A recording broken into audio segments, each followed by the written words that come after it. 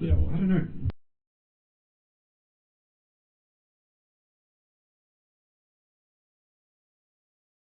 It's just a label people got slapped with for the activities and subculture they gravitated towards. Bro, these are the kinds of people that like fucking watch The Big Bang Theory. It was to make fun of them. Now, Yeah. nerd is like a market demographic. It seems. Yeah, I really love the way he phrased it there. Market demographics.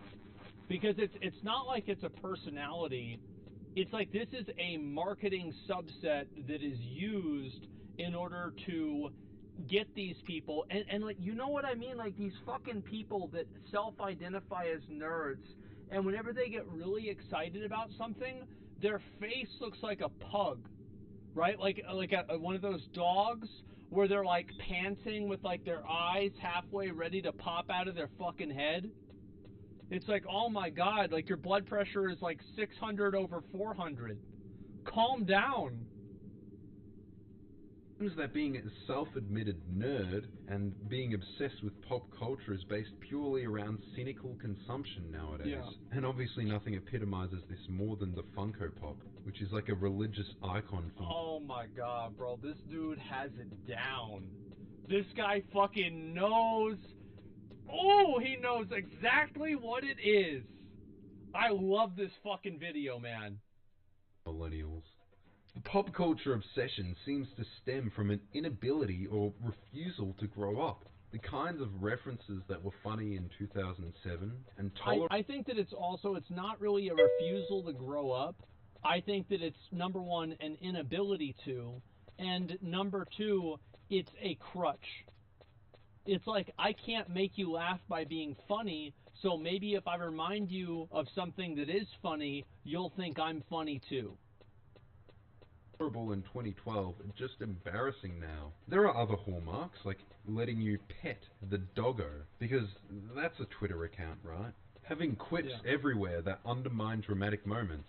I don't have a problem with petting the doggos. I think that very much of it, make it dark, make it grim, make it tough, but then for the love of God, tell a joke.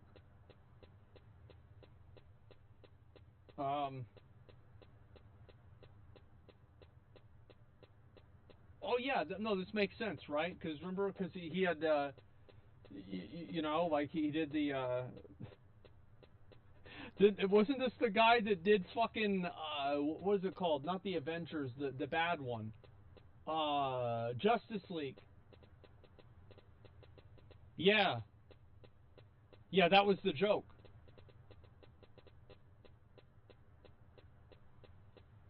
Having an easy mode called Tell Me a Story, or Story Mode, letting you skip bosses or parts of the gameplay, making the game easier if you fail too many times. I have no problem with that. Personally, I don't think that video games have to be hard, and I don't view video games as some necessary struggle that you have to overcome. I think it's totally fine for some video games to have an easy mode. I don't think they should have to have one, but I also don't think they shouldn't have one. Does that make sense? I think it's totally okay if you want to play through a game that's much more narratively driven and you just want to play through the story. Totally fucking fine, man.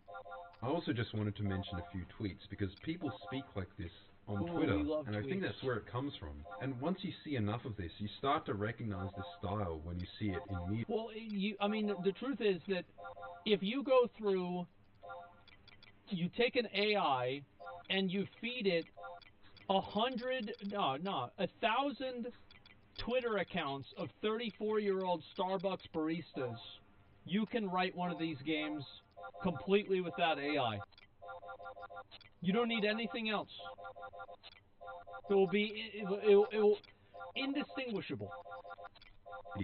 Tuesday, the day you realize that nothing can stop you, because you are a magic skeleton packed with meat and animated with electricity and imagination. You have a cave in your face full of sharp bones and 5 tentacles at the end of each arm. You can do anything, magic skeleton. Yeah. Yeah, I mean, that's just... Who let this man cook? Bro, if you let this man cook, he would be the kind of guy that would tell you that mayonnaise is too spicy.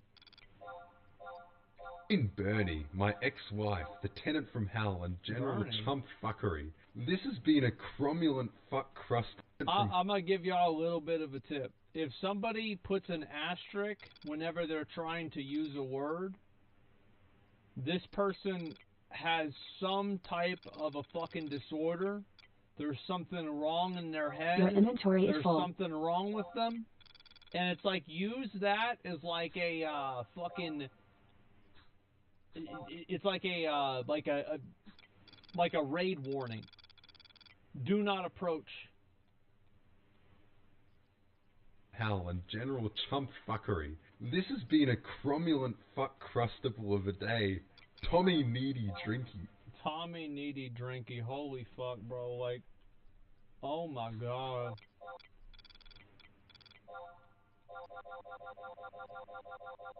Oh man. Oh, bro. Like, oh. This is why his wife left? I don't know about that. These are the, like... Your inventory is full. Oh, man. Like, I don't even know. I'm not going to say all that. Fuck crustable, though? Yeah, I don't think it's not that clever, but okay. Too much soy? Yeah. Tweets like this are why the idea of being a soy boy exists. Kanye is a teeny weeny little baby bitch muffin. What you'll notice is... And you know he felt like an alpha tweeting that out. You know he felt like he was so cool, like he probably, like, he almost probably set his phone down and he was like, oh, I just did a bad thing. Oh my god, bro, I can't even... Just being around people like that, it makes me feel like a loser on the second hand. And I am a loser, but I'm not that kind of a loser. The playground insults mixed with swearing, and they're talking in a baby language, like with these invented words that they just came up with. Beyond that, there's all the references to student debt. So relatable, am I right, fellow millennials? Yeah. Ironic that the people who talk about representing broader viewpoints and life experiences seem to make the same few jokes that only appeal to a tiny group of people who are like them. Degree in English from major coastal cities of the USA. The student debt thing is also meant to be their social commentary. And that brings us to the juiciest part, the politics.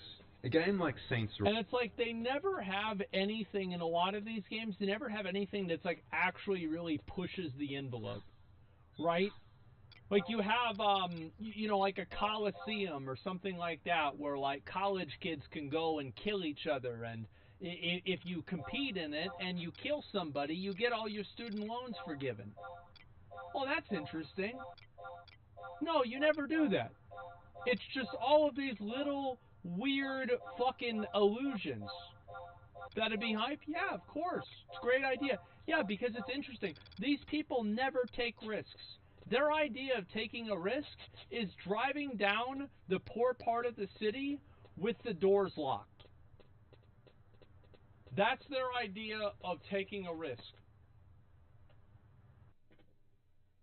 Keeps referencing capitalism, as if it was offering some sort of critique, but it's not really saying anything.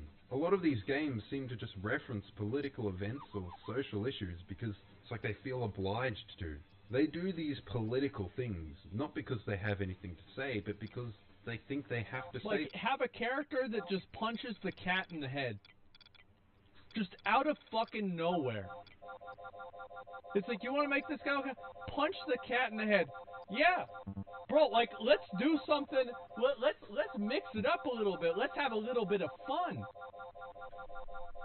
Yeah, some JoJo shit. Yeah, put some fucking Dio Brando shit in there. Exactly, like, take some risks. Like, it just... I think the problem with these games Your inventory is, like, is full. whenever you see kind of like what they do, is you know that like the scope of the story is going to be like this. And they're never going to go outside of those little tiny little fucking, I mean, ironically, Borderlands in that. They're never going to go outside of that because they're afraid to. something. This is because of Twitter and just social media in general, at least partly. Maybe 5 or 6 years ago, Your the inventory complaints is about full. how they're politicizing video games were coming to a head. We need to stop politicizing this escapist hobby. Then some Redditors from a place named Gaming Circle Jerk took these complaints and ran with them. They've been telling their singular joke for like 6 years now. Actually, Chud, games have always been political, then showing examples of old games and how they... Oh, video games shouldn't be political starter pack. Oh, absolutely. And this is what I said before, right? Is it's not about making the games political. It's about making the Your games inventory is political in a full. way that's poignant and interesting. They made some political statement. And these people are never poignant, and they are never interesting. Meme since then has been some variant of le gamers, le politics. Yeah. It's also paired with the statement that all art is political, and games, as art, are making a political statement. They just say that. There are a lot of things that are really not very political, okay? Like, let's just be honest here. It's ridiculous to even say that. The only reason why people say, oh, all art is political or all games are political or something like that is to rationalize why it's okay for them to insert politics into something where it previously did not exist. Even if they don't overtly comment on anything, saying nothing is a sign that you tacitly affirm the status quo. You aren't fighting hard enough against capitalism if you aren't speaking out against it. And it seems that they've reached game devs with this message. I think it's a common enough sentiment that many game devs feel obliged to say something, to make a statement about politics, even when... Yeah, I'll give any developer a tip. If you were thinking about adding a political message into your game because you feel like it would be relevant for the time, number one, you date your game. Your game is contextualized around a social issue in 2021 that 10 years later, nobody is going to give a fuck about. And number two, you alienate people that don't want to hear about that shit. They don't really have anything of value to say. And it shows. Oftentimes these political allegories and references to capitalism just feel phoned in, like in Saints Row. It isn't really saying anything, it's just making the references because...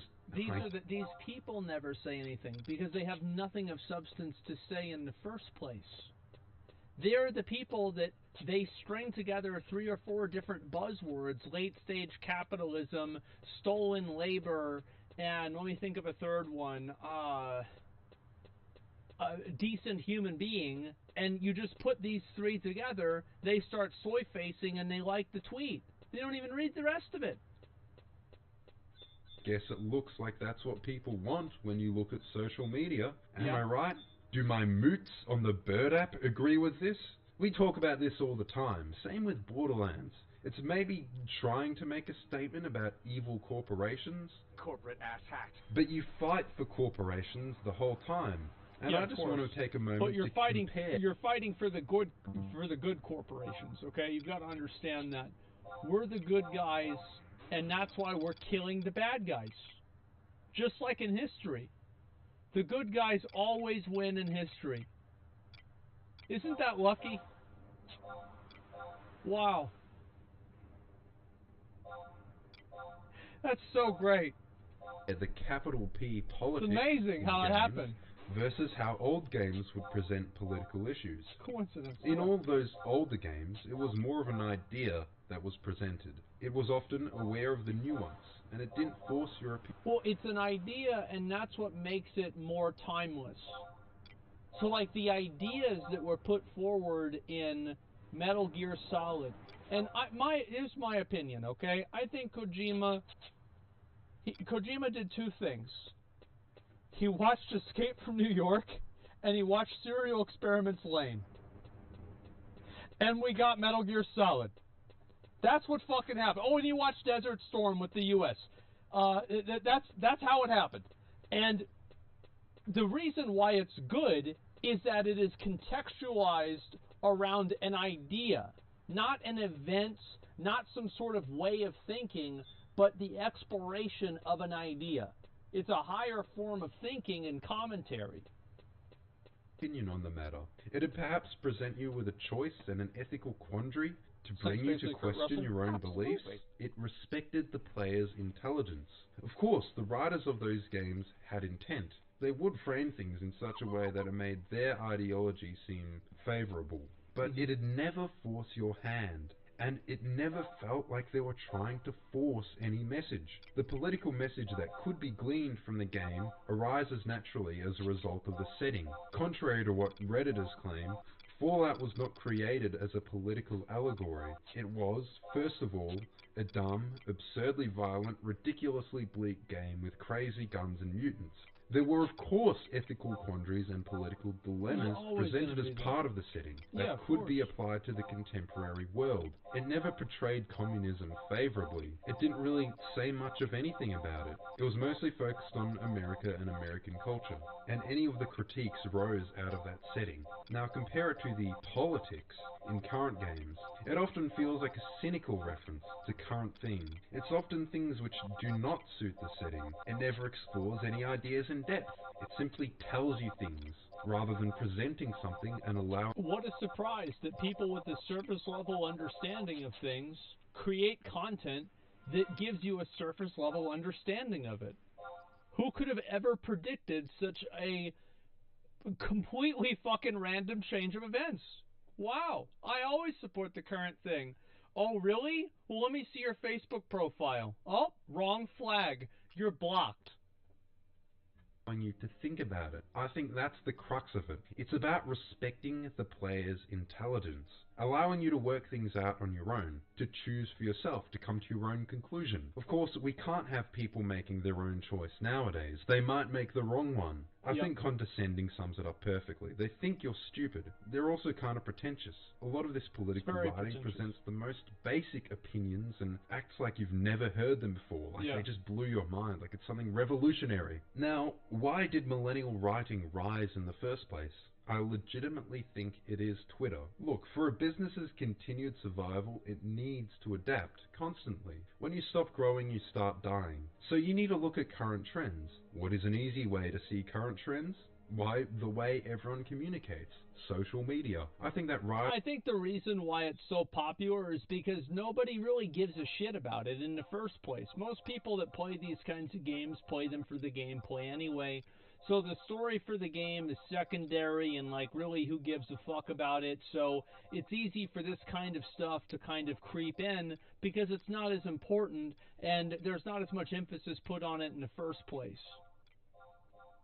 Devs and producers are getting their idea of what constitutes current trends from Twitter. It's the same reason why something like this was relatively probably successful, whereas The Last of Us Part 2 was not.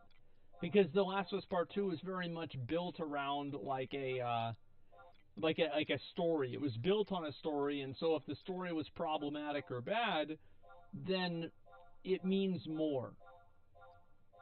Which I think is really misguided, for the simple fact that Twitter does not represent broader society. Most of what you'll hear on Twitter comes from a very small, very vocal minority. And hey, for a while the FBI was basically deciding who is and isn't allowed to have a voice on that side. I think that producers should look elsewhere to get an idea of broader society, somewhere besides social media. It's not that they're not looking at social media, it's that they're only looking at one shade of social media. There's only like a very, very narrow like window in which you can express yourself that's okay. Like, for example, like, why not make a, I don't know, how about a game where you get to play or you get to be one of the police officers that arrests the Trump supporters that go in on January 6th? Make a game like that, and then we'll talk. Actually take some risks. Do something absolutely fucking nuts. Yep. Hey. Like, if you want, I let him go. Yeah, and you can let him go. You can shoot him. You can arrest him. You can do whatever you want. Because that's interesting. And these people are not interesting. That's why they always come up with the same stupid stuff. elevates fringe voices. I guess this does kind of destroy the whole argument that Twitter is just a private company which doesn't really control much of public discourse. Twitter, for a private company, holds an extreme amount of power over public dialogue, and it's the same. By the way, I've said all of the stuff that he's going to say. I totally agree with everything he's going to say. I think social media networks needed to be regulated 10 years ago. I've thought that for many years. With every social media site. I have to say, it was pretty funny to me seeing Unishek, the community manager for Halo Infinite, borrow some of the cynical and condescending language from gaming circle jerk, only to get screenshotted and roasted on the site himself. Game devs aren't allowed basic necessity on vacation unless they agree to be on call. Is this problematic? Let me see. The manager for Halo Infinite borrow some of the cynical and condescending language from gaming circle jerk, only to get screenshotted and roasted on the site himself. It was hilarious to see that backfire, I will admit. So, I'm confused about that. I don't really understand what happened there. In all, I guess the advice I'd give to producers is the same advice I'd give to everybody. Unplug. Shut off social media for a bit. Live in the real world. And don't be so condescending. And get to the point. Please subscribe. Thank you all so very much for watching. And goodbye. You can do anything, Magic Skeleton.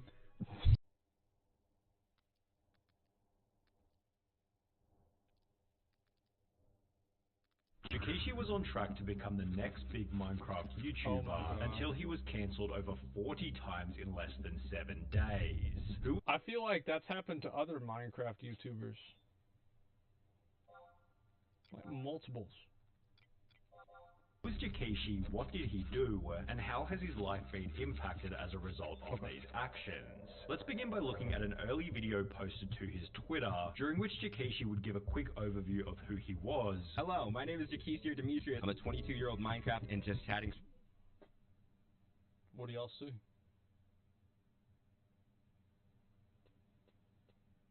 What do you see? Look in the back.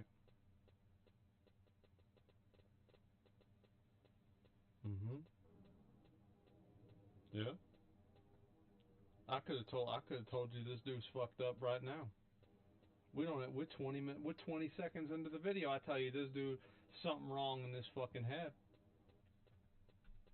Streamer, and I've been streaming for like 7 years. My favorite part about streaming is the fact that I get to meet awesome people and make amazing friends. There were definitely some elements of weird in this introductory video, such as him calling himself a cat boy. It's time for my lore. I'm a cat boy. While showing his cat ear collection before stating this. I can meow if you want. But for the most part, this video was fairly innocent, with his solid reputation. Yeah, no, I mean, like, it's a bit cringe, sure, but, like, it's not a big deal. Should I wear my cat ears for the video? No, I'm not, because that'd be fucking weird. Stop. Like, yeah, Brave and Sunny, yeah, I did it too. The thing is, like, it's not about doing it, it's about how you do it. Being summarized by the countless positive replies. Yeah. In other Twitter threads, Jakishi was described as not only one of the best people I know, but also one of the best and most hardworking CCs I know. Yeah, you know he's gonna get canceled. Get noticed by Dream, who randomly raided Jakishi's Twitch channel. Wait, what? What? What? Huh? Hello? What? There's no way. Wait, yo, what the Oh, what? he's got the cat ears on. Welcome, everybody. What the? Hello and welcome to the stream, everybody. What? I'm trying not to cry. Thank you guys so much. You love my nails. Thank you. Thank you for all the gifted. Why has he only got 9 nails painted? Like, he got every other fucking nail painted except for this one. Like, why?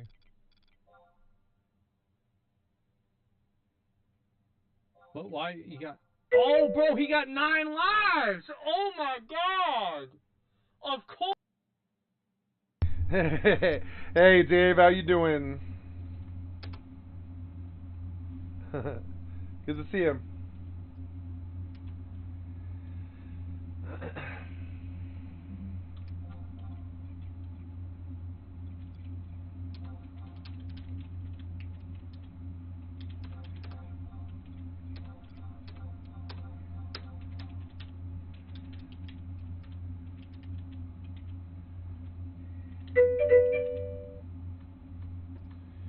Oh, I'm sorry, Dave. I hope you feel better. I'm just coming off of I filmed I filmed an 11.5-hour video today, but I guess the Streamlabs cut me off 5 hours in, so I only got 5 hours of a video, but it's still 5 hours of a video, which is good. And so then I went way late, you know, like with no reason to record it. I thought I was recording, but Streamlabs just cut off, just stopped, and so here I am, just trying to stream before bed and stuff. Try to get on at least once a day, you know. But yeah, I had a long recording session today. I'm just watching like funny videos and stuff. Thought I might try some Fallout 76 maybe. Don't really feel like fishing right now. Been doing like 11 hours of hardcore Rust. I'm a bit fried on gaming, so I'm gonna play like easy game something, I think. But yeah, I hope you feel better, Dave. You know, I'm here, buddy. I'm gonna mute it. Horse! Holy shit! Oh, you figured it out. Duh. Thank you for all the biddies, the follows. Dream, yes, actually Dream. Before Dream would double down on the kind gesture by donating $2,000 to him. Dream, there's no freaking way! A $2,000 donate. Dream! What the heck? Thank you so much. What? I'm gonna be honest, like the nail, everybody gets all excited about the nail. Like, bro, I'm gonna be real. Like, there's nothing fucking brave about painting your nails up as a dude. Like, I did that. There was one time I was like fucking, like, I'm talking about, this was a long time ago. Like, I was like 16, 17, and this girl at like a fair that I thought she was hot, and she wanted to paint my nails. I said, okay. And it's like, I showed my dad. This is like, it was like 2006, 2007, and he's like, you got your nails painted? I'm like, yeah. He's like, all right, so you want to get barbecue tonight? Or you want to get hamburgers? That was it. That was it. It like, and it was not a big deal. He was like, okay. Yeah, he didn't give a fuck. Bro, you're not gonna, nothing brave. It's not impressive. I mean, maybe to some people it is, but like, I see some dude with their nails painted. I'm like, okay. I don't even think about it. According to a former friend by the name of Pocket, Jikishi was an extremely hard worker and therefore deserved the recognition. Jikishi was somebody who always worked hard, you know, he never gave up, he kept things pushing when his support wasn't there, and this is just well deserved, man. I'm just super happy for you, so congratulations, Jikishi. And to the credit of Jikishi, he was extremely grateful for the shout out, posting on Twitter, okay. Invest in Jikishi stonks right now. Thank you, dream was taken. You and your community are amazing, which received replies of further praise such as, you deserve it, you seem so chill. After being rated by Dream, Jikishi's Twitch viewership exploded. Jikishi was getting like 30 to 60 viewers per stream. This is game changer. Now he's getting a couple hundred. While almost every single tweet he'd post began to receive between 100 and a couple thousand likes. And he's getting like thousands of likes per tweet now, like 1 to 2,000, which is insane, bro, like just overnight. Additionally, his follower counts grew to 57,000 on Twitch, 27,000 on TikTok, 7,000 on YouTube, and more than 10,000 on Twitter, with this growth being highlighted in a tweet reading, I'm still so shocked that I went from like 1.5k-ish to 11.5k-ish in like 4 days. You guys are bonkers, which once again prompted reply after I'm gonna be real, like anytime that I see somebody that gets like super fucking fixated about how many numbers they are, like, there's a bit of that that's, like, okay, especially whenever you're starting out. But, like, usually the story with that ends badly. Reply of people reiterating just how much he deserved the growth. However, Jikishi's biggest success would come 4 months after these tweets when he announced on the 24th of October 2021 that he'd been invited by Dream to join his SMP. What's this? I'm one of the newest members of Dream SMP. Can't wait to make new friends and great memories. Wow. The reason this post received over 26,000 likes and hundreds of positive comments was because being invited to the Dream SMP was like winning the lottery for Minecraft content creators. For example, yeah, that's where all the cool people were. Tommy Innit gained 8 million subscribers in the 12 months after he joined the Dream SMP, while almost every other member has... I always thought Tommy Innit was funny. It's maybe Like, I think a lot of these guys are funny. They're not that bad. extremely recognizable name as noteworthy a partial result YouTuber, of the server's Minecrafter, influence. Jay Therefore, Schlatt. being There invited he to is. the Dream SMP You gave see him? Takeshi an extremely high probability that he was going to be one of the next big names amongst that group, Of with course. his Twitch gaining over 32,000 followers after announcing that he joined the server. Takeshi instantly began to exhibit the same kind of outlook and attitude as these other Minecraft streamers, How's making that? a Twitter post only one day after being accepted into the SMP reading, "So I had something brought to my attention that one of my new mods said something that wasn't okay in any circumstance. They have been unmodded because that doesn't fly with me at all. That isn't the kind of stuff I want in my chat, not from mods, not from anyone. Love you guys." Bro, I'm gonna be real. Like, anytime that people start commenting on some bullshit like this, oh my god. Like, nobody gives a fuck, man. Like, you don't need to pat yourself on the back because you kicked somebody out of your Discord server who was a racist. Wow. Oh, let's roll out the red carpet. I can't believe it. Who gives a fuck, man? It's so brave, yeah. People asking for context, there was something said about self-harm and it wasn't okay. With this post seemingly try to establish the idea that he was of good morals and could do nothing wrong. Anytime people try to convince you that they're of good morals, they're usually not. Because somebody that actually is of good morals lets their actions speak for them. They don't sit around and talk about how worldly they are, how socially and politically aware they are, culturally aware they are. They just live that life. And they don't talk about it because that's natural for them. Also seemed to be the goal of his countless other tweets, where he was trying to come off as oh my god, bro. Like, just remind you guys are loved and valid. Not sure you need to hear this. No, I'm proud of you. You're loved and valid. Keep being yourself. Just wanted to say I'm extremely proud of you. Keep pushing, keep being you. You're epic. It's like some of this shit's okay. Like, I mean, but like this is all like within like a month. I mean, I probably tweeted something else like this, like over 5 years, I probably said something like this, sure. But it's just like trying to farm likes, yeah. It's just like I don't know, like it's just I don't know, it's just not there, is it? Similar to people making videos giving homeless people money and food, yeah. extremely nice and overly accepting of others. However, you should always be cautious of a creator who seems too nice, because everybody has an unseen dark side, and perhaps... No, I don't believe that. I think that's bullshit.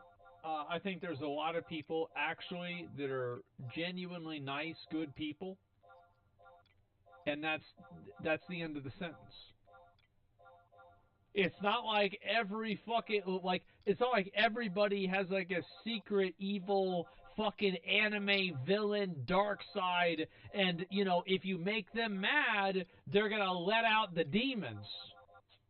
Nah, bro, like there's plenty of people that are just like, yeah, I'm sure they might get mad at something just like anybody else would, but they're not. This isn't Dr. Evil here. You know, like, what's your evil side? The whole thing. Takeshi's overwhelming kindness was nothing more than a cover-up for his own horrible past. Oh my god, my experience. Oh, here we go. Here we go. Oh boy. Dark thoughts versus dark actions. Yeah, bro, we're 4 minutes into the video, you got this shit popping off. Here we go. My experience with Takeshi/Demetrius popped up on the 26th of October 2021, only 2 days after he was accepted into the Dream SMP. It had been posted by a user named Ren, who had attached a tweet longer which read as follows. I'm glad, bro. I'm glad he put this music in there. Like, this shit sets the mood. recent event of him joining a considerably large content creator group and gaining exponentially more exposure, I feel like it's my responsibility to bring this to light in order to prevent this person from taking advantage of more young girls. The twitlonger then explained that the two had begun talking when she was 14, Jakeshi was 18 or 19, and that things had gotten heated in the chat pretty quickly. The two had joked about sending pictures to each other, which they would eventually do, and had also talked about meeting up, quote, if Well, look at this, bro. Like, he sent me his dick and asked for titty pictures, which I agreed to, as well as him paying me, bro. Like, well, what are you doing? Oh my God, just search big boob on Google and get 2 billion results. What is wrong with you, man? Like, here, let me give y'all a fucking bit of advice. And this is not necessarily true with everybody. But here's something that I've learned, is that if a girl wants to send you nudes, you won't have to ask.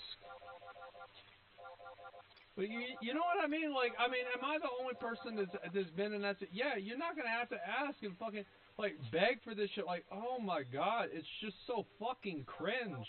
Like, and of course, being underage is like, what the fuck?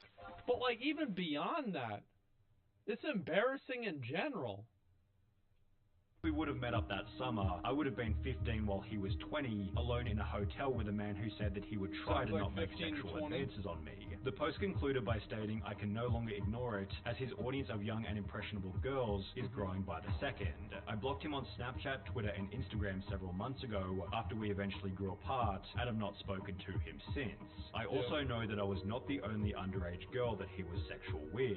Ren had all of the screenshots to match, and with the expose receiving over 50,000 likes, it was only going to be so long until Dream realized what was going on, who would take to his private Twitter in a post reading, "Remove Demetrius from the SMP for gross accusations that he also confirmed privately were accurate. No questions, no toleration. Disgusted and incredibly disappointed. Will never let things like this stop me from trying to uplift members of the community and smaller content creators. It's part of what makes our community great. So stick together, be there for people who need it, and always be safe online." However, I feel like that's a W for Dream. Yeah, this is a Dream W for sure. You know, saw it. He's like, okay, it's bullshit. Get him out of here. All right, let's move on. Good response. Yeah, it's a good response. How? Because he read the post, he confirmed it with the person that it was about, and then he took appropriate action. I think this is a Dream W. Yeah, absolutely. Jakeshi being removed from the Dream SMP was really only the beginning of his problems. On the original expose, a user by the name of Mackerel had replied by stating, "My friend had a bad experience with him too," indicating that Jakeshi may have been a repeat offender. Well, over the next 24 hours, 18 different people came forward explaining that they had had a similar experience. We talked on Discord and it started out innocent until he suggested that we add each other on Snap. He'd bring up my age pretty often and always ask me if I'd never tell anyone because he doesn't want to get exposed like he is right now. Like, oh my God. What an idiot. What a fucking idiot. Like, how can you be this dumb, man? He really was great. Yeah, this isn't some, some 18-year-old that was dating a 17-year-old, right? Oh my God. This was his biggest fear. He brought it up so often that I don't know how I missed the fact that he had other victims. The funny thing is that after I turned 18, he never interacted with me in a sexual way again. I was a young minor. Jeez. Bro, this is so fucking... Oh my God, yeah, like, I don't even want... That's so weird. I don't even want to make a joke about it. What the fuck? He's a fucking weirdo. Like, what do you expect, man? Like, that's just how people are. Like, it's so frustrating, man. It's so sad to see. Like, I'm telling you guys, like, if I ever have kids, like, I gotta make sure that, like, they're not talking to fucking weirdos like this. It's like, this freaks me out. Like, if you have a kid, like, and then, like, they're doing this shit. Because, like, they don't know any better. Like, they don't know what the fuck's going on, right? Like, that's, oh my God. Keep him off the internet? No, you can't keep a kid off the internet, but like you can have a little bit of common sense, you know? To 14, not saying specific age. I told him I wasn't comfortable with those jokes and how he needed to stop. He never stopped. He continued. I didn't want to completely cut connections with him because I trusted him. He was my best friend and I didn't want to lose the person I enjoyed talking to. We were 11/12. We lied about our age and said I was 13. We were on a Discord server with Jakishi. We ended up DMing each other because of a mutual friend and became pretty good friends. At first he seemed nice and we had a pretty normal relationship, but about a month or so in, it became very weird. He would ask to call us constantly even when I said no, and make NSFW jokes to us even when we said we were uncomfortable. By the following day, the count of allegations had reached 30, and by the end of the week, approximately 41 people had come forward, all of which citing a very similar experience. Jakishi's bizarre post from earlier, requesting that his fans apply to be his children, had suddenly aged incredibly poorly, to the extent that he didn't even try to issue any kind of apology, and instead simply disappeared from the internet. His Twitch channel was terminated for breaking terms of service, while he deleted every single video from his YouTube channel. His TikTok was deleted, his Instagram was erased, and even his merch store was taken down completely. The only piece of remaining Jakishi social media is his Twitter, which sits vacant following his final tweet of nothing more than the word Minecraft with a smiley face. So where is he now? Jakishi was smart enough to never give out his surname, possibly because he knew he might end up in this situation, and as a result there's very little info on what ended up happening to him. There are Reddit threads such as this one questioning whatever happened to Jakishi after the drama, although besides from some people hoping that he ended up in prison, the only information we have is, for all we know, he disappeared.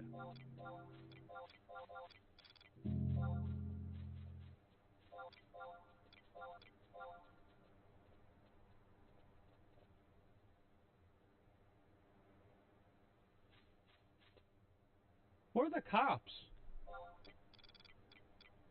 Why how's there no cops that see this shit?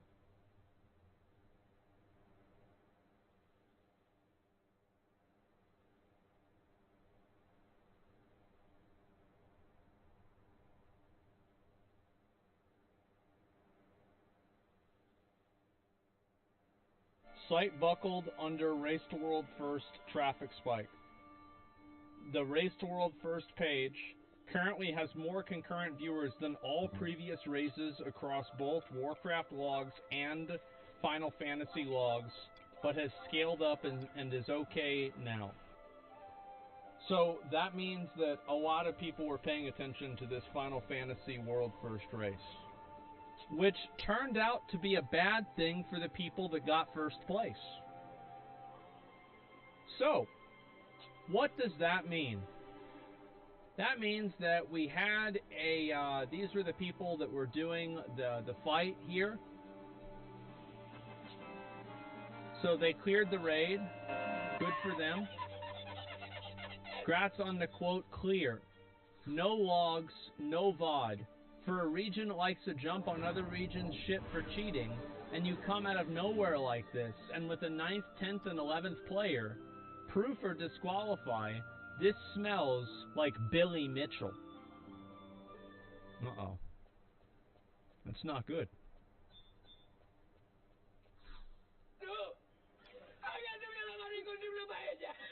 So this is the clear.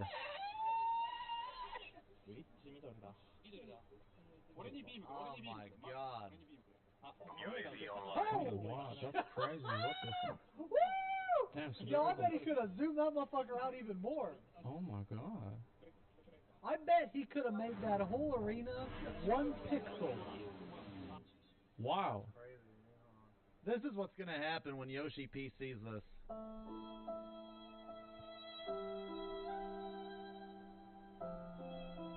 That's what it seems like, yeah. Uh-oh. Oh, no. Oh, no. I'm in. Heartbreaking. Heartbreaking. Look at the parser list. There's more players than the raid allows. You can't stop it, man. Hey. They're going crazy. It's pandemonium, dude. We're on the moon now. You just can't stop it. And it's a sad day. But it's also a good day for me because now that these motherfuckers cleared, they're probably going to release the video, and I'm going to use their footage to clear, because I want to get the fuck out of this fight, because fuck you! This fight is too hard! This is bullshit! You said this was supposed to be easier than DSR, and it's fucking not! It's way fucking harder! So you know what? Is it hard? I can't even talk to you right now. Can't talk to you right now.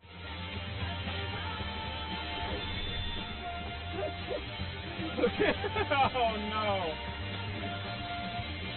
Oh no! Oh my god! Oh wow!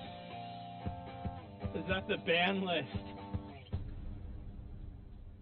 Man. So basically, the people that were doing the world first for Final Fantasy were cheating, effectively, zooming all the way out like that. Hardest fight to date? Not for them. Problem solved. Yep, there you go. They just zoom out. Race to a cheater for world first. I'm sorry, but how does this help? I don't know, but apparently it does. So this was so bad and so problematic that effectively this is what happened. Holy shit, I played the game for 10 years. I've never seen Square Enix and its GM take such... This is what happens when WoW players come to a Final Fantasy game. The Final Fantasy players weren't like this. Then the WoW players came. Now they're like this. And we should be thankful that we're on FFXI instead of FFXIV. Because I mean, FFXIV is a great game. It's just it's WoW now. It's a theme park. It's a WoW theme park. It's got flight. It's the same thing. It's not FFXI. It's not close to it. It's, you know, it's a theme park. Drastic action. They are literally removing all achievements, gear, and also the title from the associates of the, quote, world first team, despite them not being directly found of cheating because of the video. Yeah, fuck them. That's my viewpoint on it, too. It's like, if you're going to do this, I mean, that's just what happens. I mean, I'm sorry, but, like, that's life. So even Yoshi P made a comment on this. I'm trying to find out where it is. There's, like, so many of these things I got up on the screen. I don't know where it is. Is it that one? No, it's not that one. Be right back. My client crashed and I've got to pee. Oh, man, I won't be going long. I feel like I might have missed it. Well, anyway, let's see if I can find it again. It should be on the front of Reddit, right?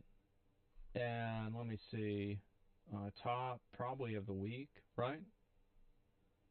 Check Final Fantasy. I'll probably look at it. Oh, yeah, here it is. Yoshi P responds to the world first Omega Ultimate hack drama. So this is what Yoshi P said. The Ultimate Raid series is the most difficult battle content within Final Fantasy XIV, and we released this content after testing that it can be cleared without the use of third-party tools. However, if the presumption is that this content will be tackled and cleared with the use of third-party tools, then any reason to develop high-difficulty battle content seems to be lost. It's very difficult for me to understand as a gamer what the meaning is behind using numerous third-party tools to complete the world first would be. I want to apologize specifically to the many of you who are continuing towards this content without the use of third-party tools, consistently streaming your progress and continuing to the trial and error process. However, please know that the development and operations teams take notice of all your passion. Be sure to take proper care of yourselves as you continue to tackle the Omega Protocol Ultimate.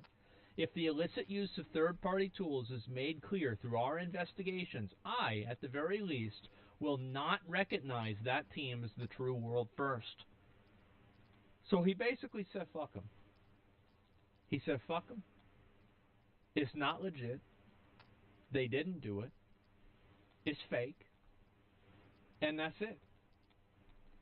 So he's pissed? Of course he's pissed. You got people cheating in the game. Here's the problem, right? is if you got people cheating in the game like this all the time, if you don't fucking shit on them, then everybody else is going to be cheating on the next one. I, at the very least, not recognize. Yeah, rightfully so. Yeah, exactly. It's not even a question. They got so they got everything taken away from them, man. Base, say what you want. This is a base chat answer. It is. This is why World First Racers need to stream. All the top teams clearing off stream are obviously tool assisted, and there are way worse add-ons than Zoom Hack at their disposal. I absolutely fucking agree. And you got to keep in mind, this is the reason why people cheat. See, Yoshi P might not really be thinking at it from this direction, but think about it like this. Who wants to watch the third clear? Nobody. Everybody's going to want to watch the people that beat it first, because that gives you the most notoriety and that gives you the most attention. So people are trying to clear it as fast as possible, even if it means cheating, because that's going to attract as much as much attention to them, which then that attention is transmuted in the alchemical process of clouding into money. Okay? So that's why. Then they got bullied and shunned by the community to quit and delete the game and their characters. Yeah, nobody fucking likes a cheater, man. Sino has a short new video. Yeah, we'll watch it. I'll take a look into this. I'll watch that in a bit. Oh my god, I'll look at that. Give me a minute. Where's this rest of these? That's a 2 fucking hour video about G4. Holy fuck, what is this? Oh my god. Yeah, let me see this. 14.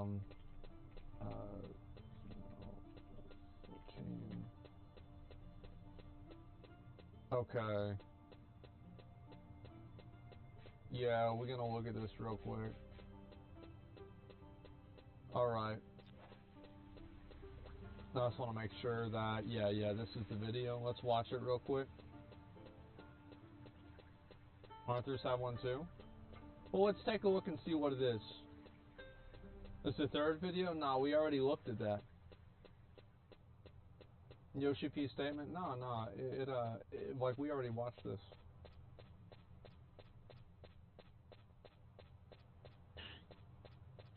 Emboldened. Damn, look at that angle. Oh, bro. Oh, man. Wow, look at that, bro. You know what this looks like? World of Warcraft.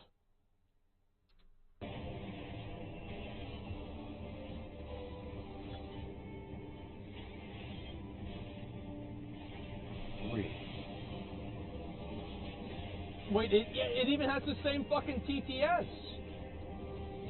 Oh my god. Tether 4. This, yeah, the gaming.com apparently. Wow. Wow, they still live. What the fuck? Yep. So it's got Zoom Hack. It's got this might be The like rotation auto bot. rotation. Yeah. I've never used any of this shit, so I don't know. There was a program I used on stream. People wanted me to try it, where whenever I hit a button on stream, it would show you what button that I hit, like a time. Oh yeah, World of Warcraft has this. I actually wish that add-on was available, or there was a plugin available for that, so people could actually see the buttons and the inputs that players do.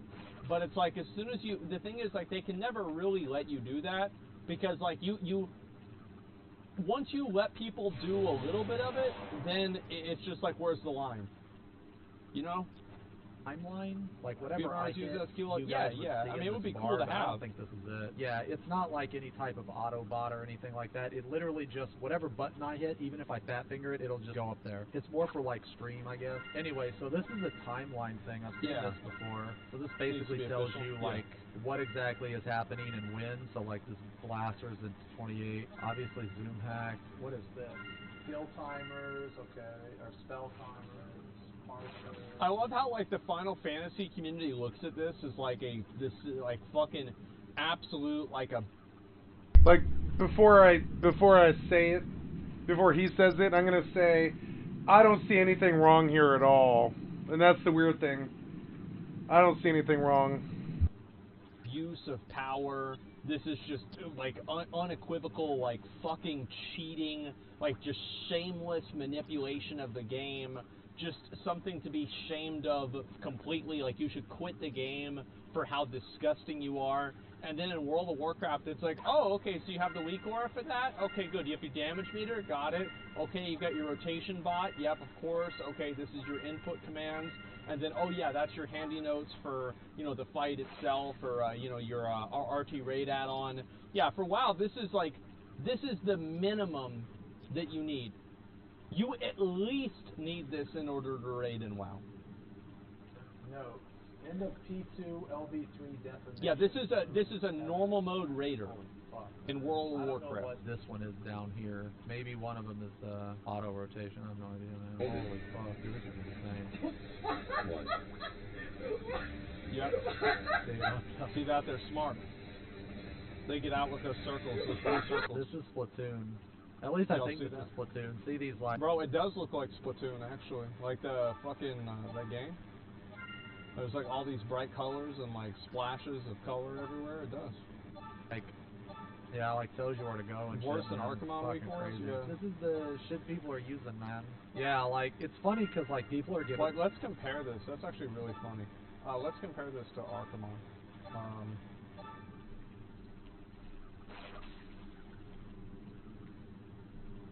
Mythic Archimond.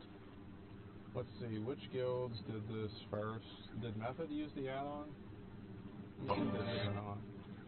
The Legion comes. Let's see if they did. I'm trying to remember.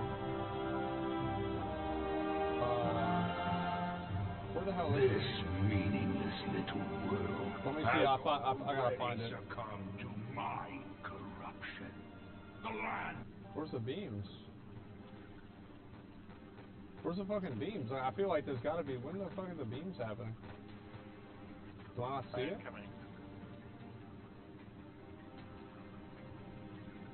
Yeah, I forgot even when they happened on the screen. What is it, Ken? Yeah, what was it even called? Right after the fire? Was that it? Oh. Wait, nah, no shot. That was it. The Legion will fall! What is it, Ken? That's just where the fire goes around. Yeah, that's not it. Will not fail. Is it Rock Chaos? I'm tired of this pointless game. Yes. Okay, here we go. All right, so basically, if you look right here, this is an official UI for the world first kill of Mythic Archimond. So what it did is it used an add-on to triangulate the location of every single player that would use these different circles so they could move themselves in a location that they would not get hit by these beams. So like, watch how this happens. So they get inside of that, and then people hyper-adjust, or like micro-adjust, and they avoid every single one with this add-on. You see how this add-on tells them exactly how to stand and where to go? It's not first kill, it's second kill. Well, it says Mythic World first. I don't know, who cares? 3. Look at that. Right there, rangefinder. So keep in mind, guys, this is the world first. These guys are great. They're amazing. The best players. Completely authentic. They hate us because they ain't us. Good players only. Best WoW guild. Final Fantasy. Cheaters. Cheating. The best guild. Cheating. Again. The best guild.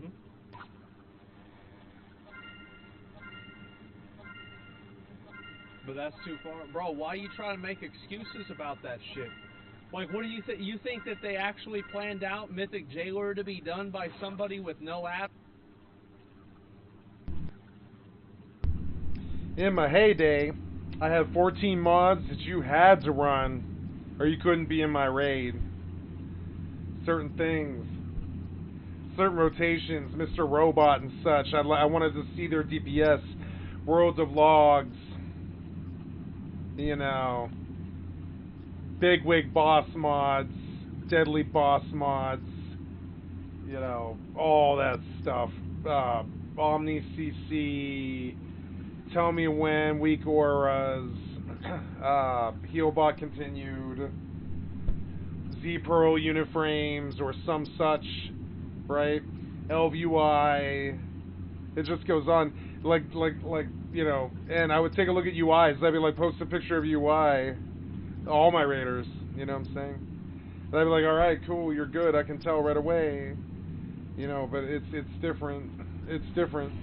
When you're up there, it doesn't matter what you do with your UI. I've never thought it did, but there's certain tools that a raider will use to avoid death that their tactical senses just cannot warn them that it's coming. Such as, if you're a healer, your eyes are on the bars, and the DPS are standing in fire, so they're dying, and you're healing, you're dumping everything, all your cooldowns.